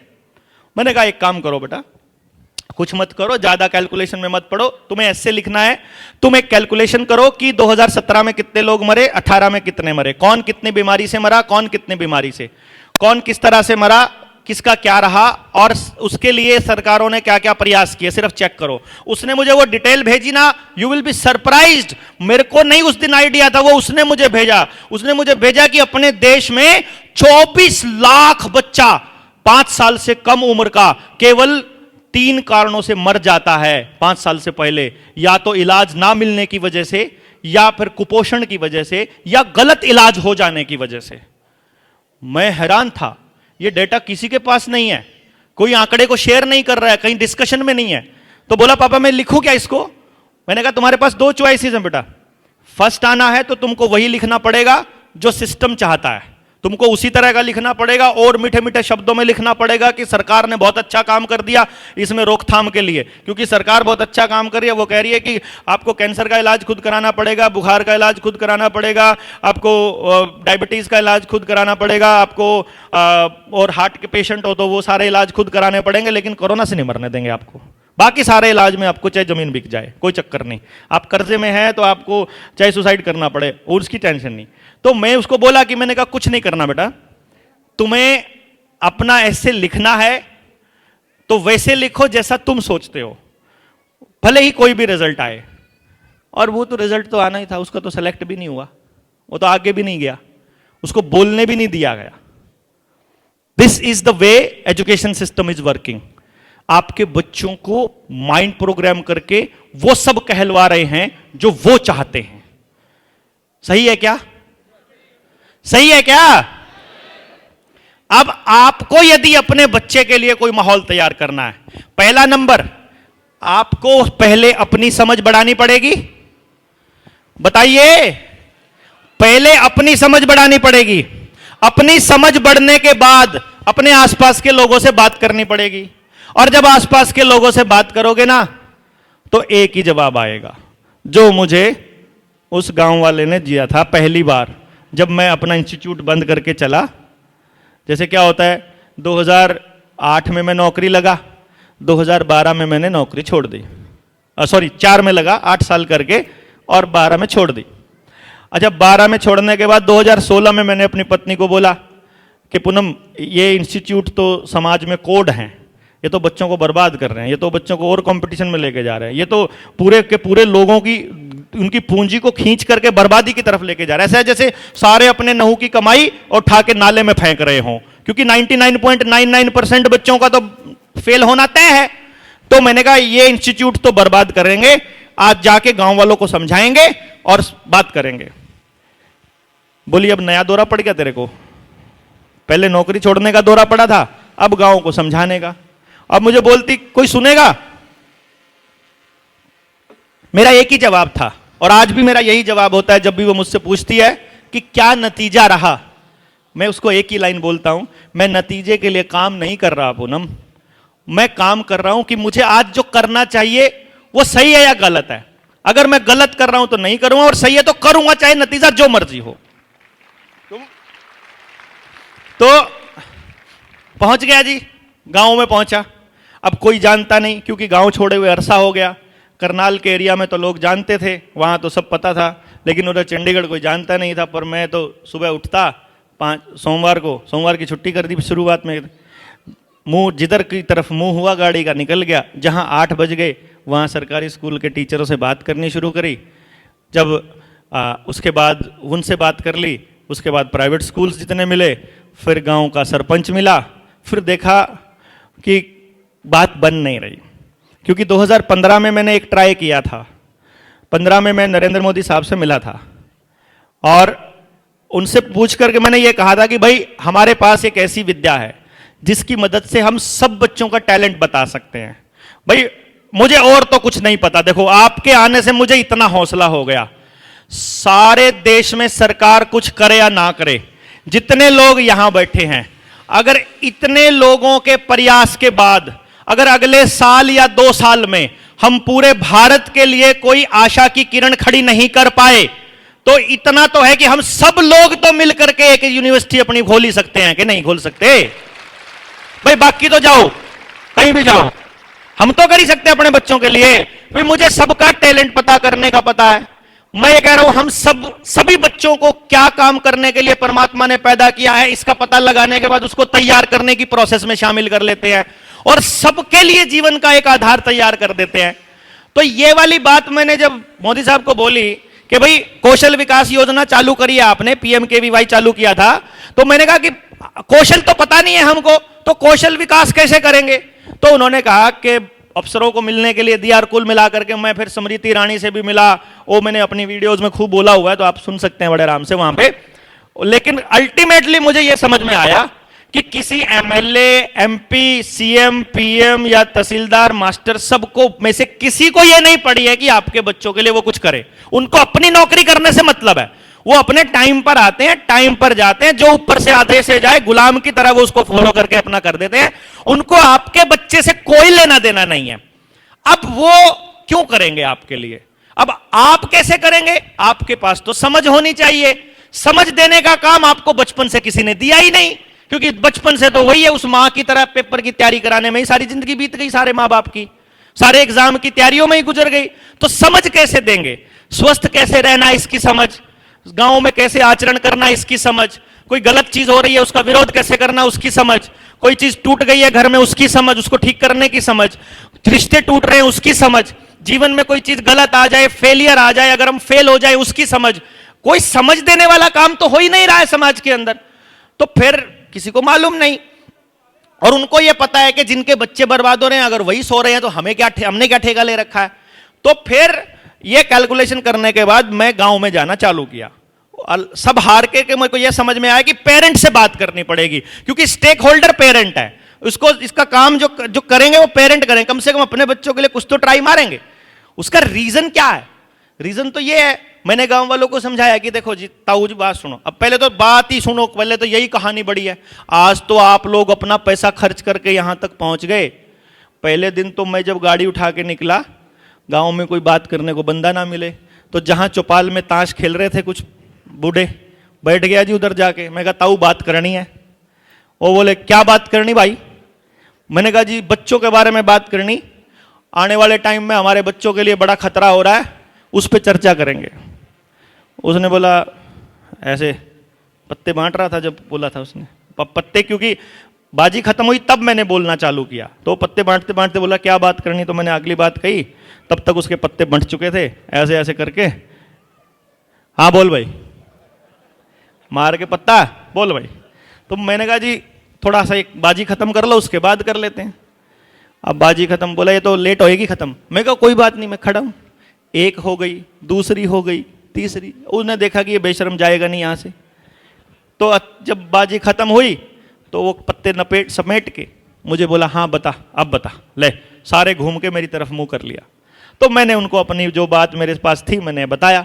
और सबसे पहले बात करने से पहले तो उन्होंने मेरे से यही पूछा, मेरे हाथ में एक काला सा बैग था जैसा होता है अटैची टाइप का, उसमें कुछ दस्तावेज थे जो मैंने अपनी फाइंडिंग थी। मैं तो बड़ा राजी होकर जाता था ना, ये दिखाऊंगा सबूत कि देखो मैंने ऐसा ऐसा काम कर रखा है, मैं ये कर चुका हूँ, मैं तुम्हारे बच्चों के लिए ये कर दूंगा, तुम्हारे गांव के लिए ये कर दूंगा। मैं तो पूरा खुश होकर जाता था कि कोई भी माँ बाप जो है ना वो नहीं करेगा। और बैग को देख के सबसे पहले वही पूछता, भाई के बेचना आया? मैं कहा मैं कुछ बेचने नहीं आया हूं भाई, मैं तो बात करने आया हूं। क्या बात करने? तो फिर जब बात करने लगा और बात बताई मैंने, तो बात सुनने के बाद ऐसे बैठे बैठे, भाई छोरे बात तो तेरी पते की है, 16 अन्य सच है, पर हमारी तो कोई गराई भी नहीं सुनता, हमारी तो हमारे घर वाले भी नहीं सुनते, हम कुछ नहीं कर सकते। ओके थैंक यू, और चल भाई। फिर अगली जगह, फिर अगली बैठक में, कहीं हुक्के पर, कहीं कोई, कहीं कोई, कहीं कोई। मुझे हौसला कहां से मिला जब 3-4 राउंड हो गए। अब हर बार पूनम पूछे कुछ आई बात समझ में लोगों के? मैं कहा आ जाएगी। अब मैं उसको क्या कहूं कि सुनते ही नहीं है, पूरा दिन भौंक भौंक के आ गया मैं, कोई नहीं सुनता है, कोई सुन ही नहीं रहा। मैं कहा आ जाएगी। एक दिन क्या हुआ, एक दिन अचानक से मैं जब उन गांव वालों को जो ताश वाले थे उनको बता के चला, जब मैं चलने लगा तो वो जो ताश खेलने वालों के साथ में बैठा आदमी था ना, वो बैठा था कहीं दीवार पे। वो एक लड़का था, वो 2 लड़के उठ करके मेरे पास आए मेरे साथ जब मैं गाड़ी में बैठने लगा, और मुझे बोला बलारा जी। मैं कहा हाँ, हमें बताओ क्या था वो बात, आपकी सही लगी हमें, कैसे कर सकते हम अपने गांव के लिए। ओहो मिल गया भाई, पहला आदमी मिल गया। बैठ के चर्चा करी मैंने, तो वहां पहला आदमी मिला मुझे। वो बड़ी ऐसा लगता था जैसे बड़ी तपस्या चल रही है और परमात्मा ये देख रहा है कि देखते हैं ये आदमी कब हार मान जाएगा। बड़ी दिक्कतें आती हैं रास्ते में, कभी कुछ कभी कुछ। हमें गांव में तो प्रूव करने की पोजीशन पे आ गए थे 2020 में, और कोरोना आ गया। फिर लड़ाई चालू करी, फिर 3 साल तक भौंकते रहे, फिर उसके बाद अभी तक बोलते बोलते हम तो हटे नहीं। और हमने देखा कि ताश वालों से बात करते हुए ये दीवार पर बैठे हुए इतने सारे लोग मिल गए। तो ये समझ में आया कि प्रयास कहीं भी करोगे उसका असर ब्रह्मांड में कहीं ना कहीं हो रहा है, तो उससे ऊर्जा मिलती है, हिम्मत मिलती है कि होगा, करेंगे, जितना बनेगा उतना तो करेंगे। जरूरी थोड़ी ना है कि मंजिल तक लेके जाना है।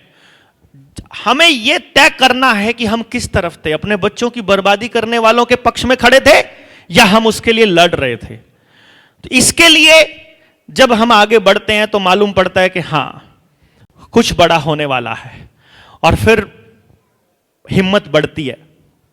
तो आप सब लोग जितने भी आप यहां आए हैं, मैं आपको बता नहीं सकता कि मुझे कितनी ऊर्जा मिली है, मुझे कितनी हिम्मत मिली है।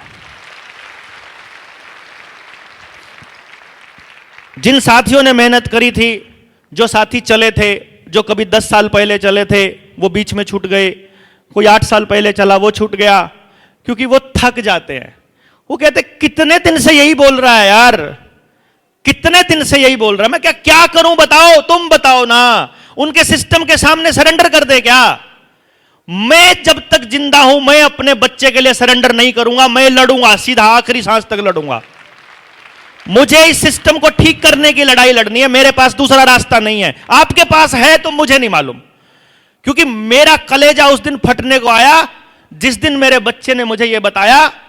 5वीं क्लास में था वो, शायद 10 साल का रहा होगा, और उसे यह भी नहीं मालूम था, क्योंकि हम डॉक्टर्स के पास नहीं जाते होते हैं आमतौर पे, डॉक्टरों के पास हमारा कोई लेना देना होता ही नहीं है, एलोपैथी वाले राक्षसों के पास तो बिल्कुल ही नहीं। कभी जाना पड़े तो बात अलग है, अभी तक तो हम कोशिश करते हैं बचे रहें। लेकिन जिस दिन मैं अपनी क्लास में पढ़ा रहा था, मेरा ऑफिस, जब मैंने पूनम को बोला कि ये कोचिंग सेंटर कोड है, हमें बंद करना पड़ेगा, ये वो टॉयलेट करने के लिए नीचे गया, मेरा फर्स्ट फ्लोर पे ऑफिस था। वापस जब आया तो मैंने बोला काफी देर हो गई, लेट क्यों हो गया? तो उसने मुझे बोला हाँ रखिए भाई, आवाज ही लगी, ऊपर करिए। तो उसने मुझे बताया कि नीचे टॉयलेट में ना एक डॉक्टर अपने आप को इंजेक्शन लगा रहा था। उसने सोचा डॉक्टर होगा वो इंजेक्शन जो लगा रहा है खुद को ही। मैंने कहा फिर? कहते इंजेक्शन लगाते लगाते वहीं सो गया। तो मैं उसको देख रहा था। मैं उसको क्या बताऊं कि वो नशा था और वो सोया नहीं था, वो गिर गया था। फिर एक दूसरा डॉक्टर आया, वो भी ऐसे इंजेक्शन लगा रहा था, वो भी गिर गया, वो भी सो गया। मैं तो उनको देख रहा था। मेरे पास 2 बच्चे पढ़ते थे, एक डीएसपी के। मैंने उसको फ़ोन किया, मैंने कहा भाई साहब बहुत बुरा हाल है, मेरे क्लास के बच्चे, मेरे इंस्टीट्यूट के बच्चे भी यहाँ जाते हैं, तो अच्छा नहीं है, ये गलत है, इसको ठीक करो, इसको यहाँ से भगाओ इनको। उसने मुझे एक जवाब दिया, बोले बलारा जी यहाँ से भगा दूंगा तो किसी और टॉयलेट में जाके करेंगे, आपके वाले बच्चों को बचा देंगे तो किसी और के बच्चों को खराब करेंगे, अभी यहां से बच देंगे तो कहीं और जाएंगे, आप अपने बच्चे को कब तक बचाएंगे? It was really question. मेरे को समझ में आया कि यार गांव के परले सिरे पे अगर कोई नशा करने लग जाए, उसका नशे का खर्चा जब नहीं चलेगा तो नशे बेचने वाला आदमी उसको एक ऑफर देता है, 10 कस्टमर नए ला दे, तेरा फ्री कर देंगे। अब वो 10 कस्टमर कहां से लाएगा? अपनी जानकारी गांव में से, रिश्तेदारी में से निकालेगा ना 10 कस्टमर, उनको करना सिखाएगा। मैंने पहली बार जब बीड़ी पी थी तो मेरे पड़ोस का मेरा चाचा लगता था, वो मुझे बोलता है काले तू, मेरा घर का नाम काड़ा है, मेरे को बोलता है काले तू मोटा नहीं होता। मैं बड़ा सुक्कड़ सा पतला सा आदमी था, बच्चा था। मैं बोलता पता नहीं चाचा, मैं तो खाऊं भी खूब हूं और मोटा होता नहीं। ले बीड़ी पी ले, मोटा हो जाएगा। ये लाइन मुझे याद है भाई। मतलब उसने मुझे मोटा होने का लालच दे के खिला दी, तो किसी को और को भी तो इंटेलिजेंट होने का लालच दे के कोई ना कोई दे सकता है कि देख तेरे सारे पर्सन याद हो जाएंगे, देख तेरी मां की सारा गुस्सा भूल जाएगा, देख दुनिया की इतनी डिप्रेशन गायब हो जाएगा, एक सुई ले और कचाक मौज जिंदगी की। और वो करके देखे खत्म। अब वो मुझे समझ में आया कि एक दिन वो 10 कस्टमर बनते बनते मैं अपने वाले को कब तक बचाऊंगा भाई? बताओ कब तक बचाओगे? आप कब तक बचाओगे? अगर ये नशा यूं ही बढ़ता रहा, अगर ये हर कोने पर ऐसे चमचमाते ठेके बनते रहे जैसे बन रहे हैं, अगर ये हर गली में, हर यूनिवर्सिटी में ऐसे ही आपको ड्रग्स मिलती रही, आप कब तक बचाओगे अपने बच्चे को? मैंने अपना बच्चा आज तक कॉलेज नहीं भेजा है, सिर्फ इसलिए नहीं भेजा है, इंजीनियरिंग कॉलेज में तो कभी नहीं भेजूंगा, क्योंकि इंजीनियरिंग कॉलेज में सबसे ज्यादा सप्लाई होती है ड्रग्स की, और जिस कॉलेज में पढ़ता वहां भी नहीं भेजूंगा, नहीं भेजूंगा। जब तक कोशिश होगी, फेल हो जा कोई दिक्कत नहीं है, but I don't want to see you कि तुम ड्रग्स के अंदर घुस गए हो।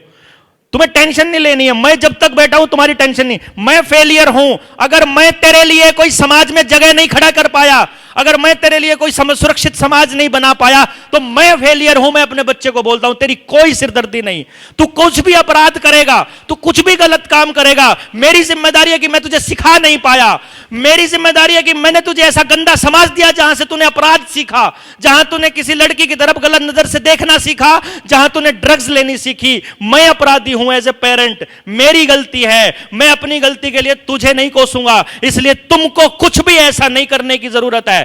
तुम जब तक मैं बैठा हूं तब को चिंता नहीं करना, तुम केवल वो ढूंढो कि तुम्हें कहां आनंद आता है। हां, जिस दिन मेरे बच्चे को, मेरे को बोला, उसने मुझे बोला, बाबा आप बोलते थे ना मौज करनी मजा आता, मैं कहा अब मुझे खेलने में वो मजा आता है। मैं कहा बस मेरा अब काम हो गया, बात खत्म है।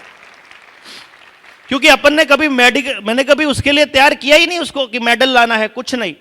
डे 1 से लेके आज तक मैंने उसे बोला कुछ नहीं, मुझे तुम्हारा मेडल नहीं चाहिए, मुझे तुम्हारा कोई रिजल्ट नहीं चाहिए, मुझे सिर्फ एक चीज चाहिए। जब तू किताब पे बैठा हो ना, तो किताब को ऐसे पढ़ रहा हो जैसे अपना फेवरेट खाना खा रहा है।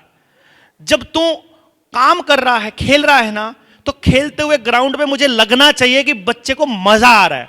अगर परेशान होता है ना, मत कर, कुछ और ढूंढेंगे यार, मिलके ढूंढेंगे, बाप बेटा दोनों, क्या दिक्कत है? मेरे लिए दुनिया कोई मायने नहीं रखती है, हम दोनों मिलकर ढूंढेंगे। बट एक दिन हमको वो चीज मिल जाएगी कि तुमको 45 साल 40 साल में जाके ढूंढने की जरूरत नहीं पड़ेगी कि मुझे जिंदगी में क्या करना है, तुम्हें अपने आप किक मिल जाएगी। वो राजू भाई बैठे हैं, वो बोलते हैं कि वर्मा जी को देखते ही बोले वर्मा जी किक दे दिया आपने, मजा आ गया, मतलब समझ के। वो जो अंदर से ऐसे निकलता है ना, जो वो चाहिए हमको अपने बच्चों का, हमको वो चाहिए। आपको अपनी सारी जिंदगी की दौलत लगाकर भी, सब कुछ खर्च करके भी, यदि आप अपने बच्चे से ये निकाल पाओ, ओ ये करना है, दैट इज द डे जब आप सक्सेसफुल पेरेंट हो जाओगे। उस दिन आपकी पेरेंटिंग सक्सेसफुल मानी जाएगी। अदरवाइज आप अपने बच्चे को एक ऐसे अंधे कुएं में धकेल रहे हो जिसका कोई अंत नहीं है, जिसमें बर्बादी के अलावा कुछ नहीं है। उसको वहां रैट रेस में ऐसा दौड़ा के रखा हुआ है जिसके अंदर केवल और केवल बर्बादी है। एक बार जाकर के देखो तो सही, मेट्रो में ऐसे फोन पे लगे गधे गुलाम ऐसे बैठे होते हैं सारा दिन मोबाइल के ऊपर। पूरा मेट्रो देखो, बस स्टैंड देखो, सड़क पे चलते हुए ऐसे गधों की तरह ऐसे बेवकूफ बना दिए। और इन सरकारों को मालूम है, इन कंपनियों को मालूम है कि ये एडिक्शन इतना खतरनाक है, नशे से भी बुरा, इसीलिए बार बार लॉकडाउन लगाकर आपके बच्चों को ऑनलाइन पढ़ाई दे रहे हैं। मैंने नहीं दिया, अभी 18 साल का है मेरा बेटा, कॉलेज में जाता है, उसके पास आज भी टच वाला फोन नहीं है। मैंने बोला फेल हो जा, होमवर्क ना कर, स्कूल छोड़ दे, मुझे कोई फर्क नहीं पड़ता, मोबाइल नहीं दूंगा, बस मोबाइल से बढ़िया जहर की पुड़िया खा लियो। क्योंकि मोबाइल वाला बच्चे को आखिर में जाकर के एडिक्ट हो करके, बाद में नशा करके, बाद में सुसाइड ही करना है, आखिर में उसे मरना ही है, कंफर्म है ये, मैं सबको बता रहा हूं। जो भी करे, अगर आज अपने बच्चे के हाथ से मोबाइल छीन लोगे, वो पैर पटकेगा, रोटी नहीं खाएगा, 10 दिन ना खाए कुछ फर्क नहीं पड़ता, 42 दिन तक बिना खाए भगत सिंह जेल में रह लिया था, मार खाता खाता, कुछ नहीं फर्क पड़ता होता है। लेकिन आप अपने बच्चे को बचा लोगे, जो भी हो जाए, कुछ भी करना पड़े, अल्टरनेट ढूंढो यार, पड़ोस से टीचर ढूंढ लो। आप अपने लोग नहीं ढूंढ सकते, इतने बेरोजगार बच्चे घूम रहे हैं अपने बच्चों को पढ़ाने के लिए, आपको जरूरत पड़ेगी उसको कि वही पढ़ाएगी तुमको। कौन है, जरा जाकर के देखो तो सही, प्राइवेट स्कूलों में कौन पढ़ा रहा है? टाइम पास के लिए पढ़ाते हैं प्राइवेट स्कूल के अंदर, कोई सैलरी नहीं मिलती है, गधों की तरह काम पेलते हैं, उनको बाहर जाकर के ट्यूशन मिल जाती है, इसलिए पढ़ाते हैं प्राइवेट स्कूलों के अंदर। वो प्राइवेट स्कूल का कल्चर पूरे गांव के सामूहिक स्कूलों पे कब्जा करने के लिए ही खड़ा किया गया था। और ये नंबरों वाला सिस्टम भी इसलिए खड़ा किया गया है कि आप सब लोग एक दूसरे के दुश्मन बने रहो, क्योंकि सबके बच्चे एक दूसरे के दुश्मन हैं। यहां जितने भी कंपटीशन में बैठेंगे, हमको इस कंपटीशन से बाहर आना है। हम इस कंपटीशन के लिए पैदा नहीं किया अपने बच्चों को, हमने सह अस्तित्व में रहने के लिए पैदा किया है। दुनिया के जितने जानवर हैं, जितने पेड़ पौधे हैं, आपने पेड़ के ऊपर पेड़ उगा देखा होगा, आपने पेड़ के ऊपर बेल चढ़ी देखी होगी, एक पेड़ पर दूसरे पेड़ की कलम लग जाए तो उसके फल देखे होंगे। अगर गाय का बछड़ा मर जाता है तो वो वहां के पड़ोस के कुत्ते उसका दूध पी लेते हैं। कुछ भी ऐसा हो जाता है। पूरी सृष्टि के अंदर सह अस्तित्व की ऐसी भावना है कि जब तक जान पर ना आ जाए, जब तक भूख से ना मर रहा हो, शेर भी किसी जानवर का शिकार शौक के लिए नहीं करता है, लेकिन हम लोग रोज शिकार कर रहे हैं, रोज शिकार। क्योंकि अपने काम में आनंद नहीं आता, इसलिए हमको पहले बहुत सारे पैसे इकट्ठे करने हैं, एक मकान बनाना है, एक गाड़ी लेनी है, एक ब्याह करना है, और इस ब्याह को करने के बाद फिर हमको क्या करना है, फिर कहेंगे फिर मौज करेंगे। अरे तब तक तो कंजर होने की आदत पड़ जाएगी भाई। ये तो आदत की बात है मौज लेना, ये कोई स्थिति की बात नहीं है। अगर पैसों से अगर कुछ बनता होता तो 10,000 करोड़ रुपए से ज्यादा रोज कमाने वाला अडानी ऐश कर रहा होता, नहीं कर रहा। वो मंत्रियों को सेट कर रहा है, वो लोगों को सेट करता फिर रहा है। नहीं भरने वाला, जितना मर्जी कमा लो नहीं भरने वाला, जो मर्जी कर लो नहीं होने वाला। आत्मसंतुष्टि केवल एक चीज से मिलेगी कि जिस वक्त आप मर रहे हो आपका बच्चा आपके साथ है कि नहीं। कहीं ऐसा ना हो जैसे चंडीगढ़ के अंदर हमारे वहां बड़ा अफसर, IAS अफसर रिटायर हुआ, बेटा कनाडा, बेटी अमेरिका, एक हफ्ते बाद सड़ांद आई पड़ोसियों को, तब जाकर के बाहर निकाला, और उसका अंतिम संस्कार भी वीडियो कॉल से हुआ। और जब बेटा बेटी आए तो सारी प्रॉपर्टी का सिर्फ बंटवारा करने के लिए आए, कुछ नहीं था। कोई लॉजिक नहीं बनता है, किसी भी आमदनी का कोई लॉजिक नहीं बनता है। अगर आप अपना बच्चा नहीं कमाया तो आपने कुछ नहीं कमाया, सीधी सी बात है। इस लॉजिक को आप लेकर के चलना है आपको। यहां से आपको यह मान करके चलना है कि सब कुछ खो करके भी अगर आपको अपनी औलाद मिलती हो, क्योंकि आपको परमात्मा ने अपना रूप दिया है। जब वो पैदा किया तो उसने अपना रूप दिया, संपूर्ण 100% सही परमात्मा का काम करने के लिए पैदा हुआ वो बच्चा। वो दुनिया के काम करने के लिए, कंपनियों के काम करने के लिए पैदा नहीं हुआ है, लेकिन उसको लगा रखा है किसी और ही काम में, एक दूसरे को लूटने में, एक दूसरे को खसोटने में, एक दूसरे की पूरी जिंदगी जेब भरने में, अब प्रॉपर्टियां इकट्ठी करने में, बस इसी काम पे लगा रखा है। पता नहीं किस अंधी दौड़ में हम दौड़ रहे हैं।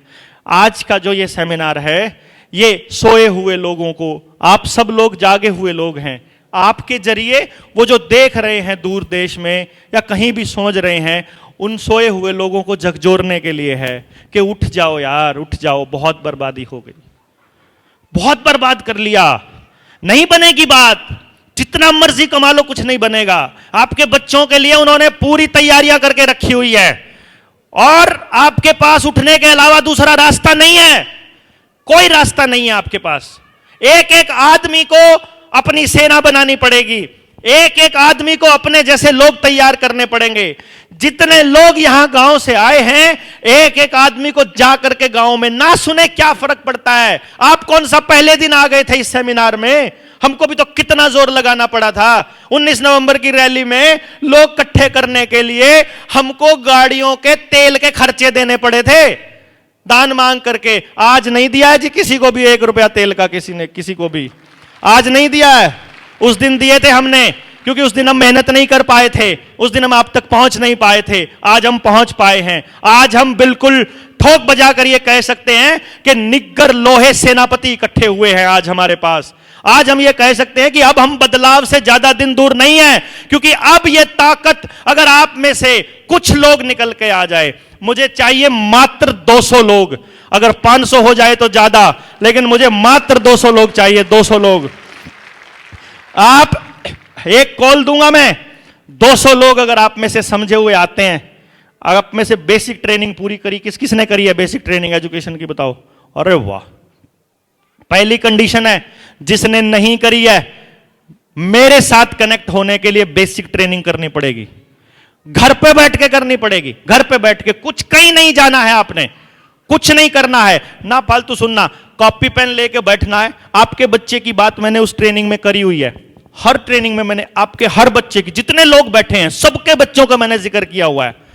आपको वो ट्रेनिंग करनी है, वो इसलिए करनी है क्योंकि जिसने वो ट्रेनिंग कर ली उसे गांव में बताना आ जाएगा कि कहना क्या है, उसे मालूम पड़ जाएगा हम करना क्या चाहते हैं। यहां पर हमारे बीच में ये राजहंस, अपना राजहंस कॉलेज है, हंसराज, हंसराज कॉलेज से प्रोफेसर रामवीर बैठे हुए हैं। इन्होंने जब वो ट्रेनिंग करी थी, मतलब कब करी थी रामवीर भाई? 2017 में जब इन्होंने ट्रेनिंग की थी। आप आना एक बारी, आओ स्टेज पे, देखो मैं आपको अगर जिसको ये समझ में आ गई, मैं उसकी सिर्फ एक प्रोसेस बता रहा हूं आपको कि आपको अंदर तक कैसे जोड़ता है वो आपके परिवार, आपके समाज और अपने गांव के साथ में। ये प्रोफेसर रामवीर है, 2017 में इन्होंने रिसर्च करी थी, पहले 2017 में उसकी ये रिसर्च पेपर बनाया उसका है, और इसका ये अब ये बन गया, मतलब अब ये देखिए एडवांस ट्रेनिंग का, कि भाई आप ये सारी की सारी रिसर्च उसके बेसिस पर है जो उन्होंने सीखा है आज तक, और अब वो अपने गांव के ऊपर काम करने वाले हैं। आप सोचिए अगर इनके जैसे मात्र गांव में 10 लोग हो जाएं, दूर है क्या बहुत ज्यादा बदलाव? दूर है क्या? लेकिन वो 10 लोगों के लिए भाई 12 साल लगे हैं मुझे, मेरे पास और 12 साल भौंकने के नहीं है। मैं आगे बोलने वाली अपनी टीम, अपनी फौज तैयार करना चाहता हूं, बहुत बोल चुका हूं, अब करना चाहता हूं, कुछ भी करना चाहता हूं। बोल बोल कर काम नहीं चलेगा, और करने के जब मुझे कुछ करना पड़ेगा तो आपको बोलने की एक फौज चाहिएगी मुझे। 7000 गांव हैं पूरे हरियाणा में, 7000 गांव, मुझे हर गांव तक जाना है, क्योंकि किस गांव का कौन नशेड़ी कब मेरे बच्चे के लिए नशे का इंजेक्शन लिए खड़ा हो मुझे नहीं मालूम है। मैं नहीं छोड़ सकता एक भी गांव को, मैं तो नहीं छोड़ सकता। आपको लगता है छोड़ना चाहिए तो आप बता दीजिए। आप जिस राज्य के हो, आपके राज्य का आप नहीं छोड़ सकते। आपको यह मूवमेंट ऐसे बढ़ानी पड़ेगी जैसे हम अपनी, मतलब इस तरह से बढ़ानी पड़ेगी जैसे आग की तरह फैलती है कोई बात, इस पे इतनी चर्चा करनी पड़ेगी। ऑनलाइन अपने को रोज की रोज चाहे लाइव आकर के बोलना पड़े। मैंने देखा है, जब मैं पहली बार लाइव आया मुझे 2 लोगों ने भी नहीं देखा था, मैं कहा 0 व्यूज। आप में से बहुत साथी हैं हमारे, ओ सुरेंद्र अपना जंडमन गोलियाड़ा बोलता है, मैनू पता नहीं सी जी मैं इतना चंगा बोलता, मैनू पता नहीं इतने लोग देख जाएंगे। उसकी वायरल ही हो गया वो, पूरी बातें सुन के पूरा गांव समझता है उसका मतलब। कोशिश करेंगे 100% होगा, बस अंदर ये फीलिंग होनी चाहिए होगा। अगर अंदर ये फीलिंग हुई कुछ नहीं हो सकता। जाओगे ना जब, तो लोग निराश बैठे हैं, परेशान बैठे हैं, दुखी हैं, बटे हुए हैं, अंदर से फ्रस्ट्रेटेड हैं। पिछले 35-40 साल से सिर्फ धोखा देखा है। जो भी कोई नया आदमी आता है ऐसे लोग इकट्ठे करता है और उनकी भावनाओं को किसी ना किसी पॉलिटिकल पार्टी को बेच देता है या खुद अपनी पॉलिटिकल पार्टी बना डालता है। वो ये काम करता है, उसको यही करना है। जैसे इनको लगता है जैसे कि राजनीति से होगा, राजनीति एक हिस्सा है इस बदलाव का। शिक्षा, स्वास्थ्य, न्याय, राजनीति, खेती और धर्म, इन सब की पुनर्परिभाषा हम लोग करेंगे, जिसमें एक भी बच्चे को नहीं छोड़ना, जिसमें किसी का भी नुकसान ना हो, ऐसी परिभाषा बनाएंगे। राजनीति एक हिस्सा बनाएंगे उसका, ना कि राजनीति करने का पर्पज। और मैं आपको बता दूं, जितने साथी मेरे साथ टीम में काम करते हैं, मुझे अंकुश है अपना, अंकुश खोखर, वो बेटे हैं। अंकुश भाई ने जब पहली बार मिले थे तो मुझे कहा था कि देवेंद्र भाई, वो उनको डाउट थे बहुत सारे, उन्होंने मुझे पूछा था कि क्या करोगे आप, क्या करना है, क्या नहीं करना है।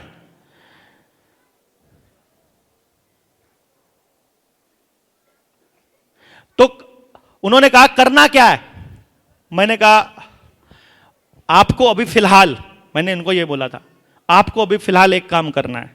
अगर कभी जिंदगी में मैं चुनाव लड़ने की बात करने लगूं तो तुमने पूरा जोर लगाना है कि मेरे को चुनाव नहीं लड़ने देना। बस अगर मैं चुनाव नहीं लड़ाना, अपन सब कुछ कर जाएंगे, सब कुछ कर जाएंगे। बस हमें लड़वाने के लिए यार, मैं कौन ठेकेदार होता हूं चुनाव लड़के चीजों को ठीक करने वाला।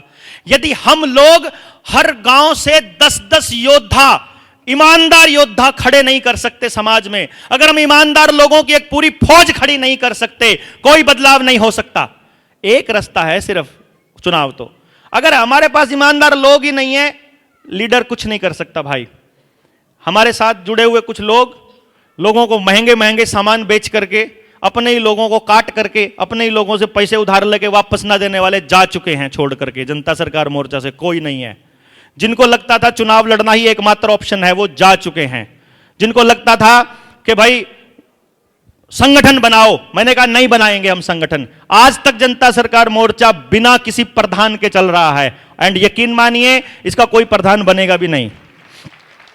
आप लोग अपना प्रधान बनिए, आप लोग अपने 10 लोगों को लीड कर सकते हैं। 10 लोगों का प्रधान आप ऑटोमेटिक है, डिसाइडेड है, कोई टेंशन ही नहीं। आपकी लीडरशिप को उन्होंने एक्सेप्ट कर लिया है। तो हमने ये प्लान किया कि 7000 गांव हैं पूरे हरियाणा के अंदर। अभी टारगेट हरियाणा है मेरा, क्योंकि हरियाणा से अगर कोई चीज निकलती है, वेव निकलती है। 5 साल हैं चुनाव के, अभी हमारे पास चुनाव नहीं है। कोई नहीं कहेगा कि ये चुनाव लड़ने के लिए आए हैं। हम एक ही बात कहेंगे, 4 साल अपने बच्चों के लिए कर लो। लास्ट के 1 साल में पार्टी वालों के पीछे दुम हिला करके घूम लेना। 4 साल तो अपने बच्चों के लिए कर सकते हैं। उस 4 साल में हमारा टारगेट क्या है? हमारा टारगेट यह है कि हर गांव में कम से कम समझे हुए 11 लोगों की एक टीम तैयार करनी है। हर गांव में मिनिमम, अगर हमारे पास 7000 गांव से 11 लोगों की टीम बनाने की कैपेसिटी नहीं है तो हम बदलाव नहीं कर सकते। इसका मतलब जब तक ये 11 लोगों की टीम नहीं बनेगी, हम अगले स्टेप पर नहीं बढ़ पाएंगे। तब तक हम लोगों को ट्रेंड करते जाएंगे, लोगों से बोलते जाएंगे, लोगों के साथ चर्चा करते जाएंगे। तो यदि आप में से मुझे 200 लोग मिलते हैं जो पार्ट टाइम या फुल टाइम, मिनिमम 200 बोला मैंने, जितने ज्यादा होंगे उतना बढ़िया। 7000 गांवों में जाने के लिए एक आदमी के हिस्से में 35 गांव आएंगे। 35 गांव में अगर डेली एक गांव में जाता है, सुबह से लेकर रात तक रहता है और वहां काम करता है, तो हमारे पास मात्र 35 दिन के अंदर हम 7000 के 7000 गांव में अपने इस विचार को पहुंचा सकते हैं कि नहीं पहुंचा सकते हैं? क्यों जी, पहुंचाया जा सकता है ना। विचार पहुंचने के बाद बदलाव आसान है। जब तक विचार ही नहीं पहुंचा, जब तक अंदर से यह भाव ही नहीं पहुंचा कि हो सकता है, तब तक कुछ नहीं होगा। मैं आपको यह बात बहुत स्पष्ट तरीके से बोल रहा हूं और बिल्कुल कन्विक्शन के साथ बोल रहा हूं। मैं किसी भी कीमत पर अंधे कुएं में अपने लोगों को, अपने साथियों को, अपनी ट्रेन टीम को नहीं धकेलने वाला। तब तक हम क्या करने वाले हैं, आप हमारे मिशन को एक बार समझ लीजिए कि हम करने क्या वाले हैं। हर गांव से 2 बच्चे लेने हैं हमने, हर गांव से। और हमको वो 2 बच्चे लेने हैं जो मां बाप अपने बच्चों की कमियां बताएंगे पेपर पे लिख के। जिस बच्चे में सबसे ज्यादा कमियां होंगी वो लेंगे। मतलब अच्छे वाले बच्चे अपने को नहीं चाहिए, जो जिनको आप लोग अच्छा बच्चा कहते हैं वो अपने को नहीं चाहिए। हमको महानिकम्मे बच्चे चाहिए, महानिकम्मे, जिनको आप कहते हो ये किसी लायक नहीं है। ऐसे 2 बच्चे, उन 2 बच्चों को लेकर के 7000 गांव से 14000 बच्चों का एक शिष्य कुल खड़ा करने की योजना है, जिससे हर गांव को 2 योद्धा मिल सके कम से कम आने वाले टाइम में। क्योंकि कोई भी बदलाव जब होता है, मिनिमम 15 से 20 साल लगते हैं किसी भी बदलाव को आने में। आज देख लीजिए, जब हरियाणा का चुनाव हुआ था, चुनाव का रिजल्ट आया था 8 अक्टूबर को। मैंने 7 अक्टूबर के अपने भाषण में अपनी एक वीडियो में बोला था, यदि हरियाणा को पूरी तरह से बर्बाद करना है और यदि इस इलेक्शन का रिजल्ट वर्ल्ड इकोनॉमिक फोरम के हाथ में है, तो कंफर्म भाजपा की सरकार बनेगी। वरना पब्लिक सेंटीमेंट कहीं भी भाजपा के साथ नहीं था। उसका कारण है, जब आपका बच्चा 5 साल का होता है तो 15 साल बाद 20 साल का हो जाता है। 15 साल तक अगर उसको नफरत परोसते रहेंगे तो वो बड़ा होकर के खूब नफरती इंसान बनेगा। 15 साल तक अगर उसको विजन देते रहेंगे तो विजनरी इंसान बनेगा। 15 साल तक उसको समाज के लिए तैयार करते रहेंगे तो समाज में बड़े बदलाव की धारणा तय करेगा। 15 साल कम से कम की बात कर रहा हूं, इसलिए उन बच्चों को लेकर के हम शुरू करेंगे कि बड़ा तो नहीं कर पाएंगे, हर गांव को तो बदल नहीं पाएंगे, पर कम से कम 2-2 बच्चों को लेकर के उस गांव को कैसे बदलना है, इसके लिए तो पूरी फौज तैयार कर सकते हैं हम लोग। हो सकता है कि नहीं हो सकता? पॉसिबल है? बहुत आसान है। हर गांव तक जाना, जस्ट जाना मुश्किल है, लोग तैयार बैठे हैं हर किसी को पास में। और सबसे बड़ी बात उस शिष्य कुल की क्या है? मैंने नाम गुरुकुल नहीं रखा है, इसका नाम शिष्य कुल रखा है, क्योंकि उस स्कूल में, उस विद्यालय में, उस इंस्टीट्यूशन में एक भी काम गुरु के हिसाब से नहीं होगा, सब कुछ बच्चों के हिसाब से होगा, जिसके लिए वो पैदा हुए हैं। वो हमारे पास सब कुछ है ही है। तब तक आपको हमारी स्किल की अगर जरूरत है, हमें आपसे पैसा नहीं चाहिए। मैं ये कुछ बेचने के लिए आपके पास सेमिनार करने नहीं आया हूं। मैं आपसे गुजारिश करूंगा हाथ जोड़कर, मुझे अपने बच्चे की काउंसलिंग के लिए मत कहिए। मैं ये नहीं करना चाहता पैसा कमा करके कहीं भी। मैंने परमात्मा से प्रॉमिस किया हुआ है, मैं इस विद्या से कभी अपने लिए लग्जरी नहीं खरीदूंगा। इसलिए मेरे पास मेरी माँ हमेशा पूछती रहती है, कुछ करा भी है आज तक? मैंने कुछ नहीं करा, बस मैंने ये कमाए हैं, ये हीरे कमाए हैं, बस और कुछ नहीं करा। अपने पास कोई सेविंग नहीं है, अपने पास कुछ नहीं है। मुझे इतना यकीन है कि कल को अगर मुझे कुछ हो जाता है तो मेरा बच्चा भूखा नहीं मरेगा, मेरा परिवार अनअटेंडेड नहीं मरेगा, क्योंकि अब मैं हजारों परिवार का एक हिस्सा हूं। अब मेरे पास इतने सारे परिवार हो चुके हैं। इन परिवारों को लेकर के अपने को सिर्फ एक काम करना है कि भाई कुछ लोग, चुनिंदा से लोग अपने समाज के लिए निकलें, जो निकल सकते हैं। कोई प्रेशर नहीं है आपके ऊपर कि आपको निकलना पड़ेगा। जिसको समझ में आ गई वो तो सब कुछ छोड़ के निकलेगा। मेरा तो इंस्टीट्यूट था, बताऊं मैं, इंस्टीट्यूट वाले तो करोड़ों रुपए कमाते हैं। मेरे जैसा मास्टर तो जितना पैसा छापना चाहे उतना छाप ले। पर जब मैंने पूनम से बोला था अपने बच्चे के बारे में, मैं कहा पूनम अगर करोड़ों रुपया हो अपने पास, हम तो उस साल प्लान बना रहे थे कि अगले साल ऑडी लेंगे, तेरे को बीटल दिलाऊंगा, इधर 5 करोड़ का मकान लेंगे, ये इतना पैसा आ गया, इसका करेंगे क्या? जिस दिन ये समझ में आया है उस दिन ये समझा कि अगर पास में 500 करोड़ हो और बच्चा डॉक्टर बना बाथरूम में पड़ा हो तो क्या करूंगा उस 500 करोड़ का? है? सोचो ना, क्या करना है? नथिंग, किसी काम का नहीं। नहीं चाहिए, ये नहीं चाहिए, ये कम से कम नहीं चाहिए। हमको अपने बच्चे के लिए कुछ करना। और मेरा बच्चा अभी तक बचा हुआ है, सिर्फ उसका एक ही कारण है, क्योंकि मैं कभी उसको समझाता ही नहीं हूं, कभी नहीं समझाता। हम एक तरह से उस जीवन को जी रहे हैं जो हम बोल रहे हैं, तो कुछ बताने की जरूरत नहीं पड़ती। बच्चों को कुछ भी बताने की जरूरत नहीं पड़ती। इतने इंटेलिजेंट होते हैं बच्चे, उनको यह पता है मां से कब मांगना है, क्या मांगना है, कितना मांगना है, बाप से कब मांगना है, रोना है तो कितनी जोर से रोना है, चिल्लाना है तो कितनी जोर से चिल्लाना है कि बात पूरी हो जाए। उनको इतना पता है, सब कुछ पता है उनको। They know everything, they observe everything. छोटा बच्चा समझ के ना कोई आंख दिखाना रहे, है ना एक गाना, ऐसा मत करिए। आज भाई ये दान पेटी वाले बोल रहे हैं अभी बात पूरी करता हूं, दान भी देंगे। आज खाना खाए बिना कौन रहता है? अभी रहता है कोई खाना खाए बिना? भूख लगी है क्या? भूख तो अपन यहां मार देते हैं सबकी भूख तो नहीं लगेगी, बट फिर भी खाना अभी बचा है तो जाते हुए एक तो खा करके जाइएगा, जिसको भी जाना है। अभी जा नहीं रहे हैं, अभी बहुत टाइम है, कहीं किसी को जाने की जल्दी पड़ी है। और जब यहां से निकलेंगे, आज उसकी बात बाद में करेंगे। हाँ, ये भी बात बाद में ही करेंगे यार। जुड़ने के लिए, हाँ, सबसे बड़ी बात ये रह गई भाई, जैसे जितने लोग आप यहां बैठे हैं, जितने भी लोग बैठे हैं, आप में से कितने लोग हमसे डायरेक्ट जुड़े हुए हैं अपनी टीम के साथ? ये डायरेक्ट हैं।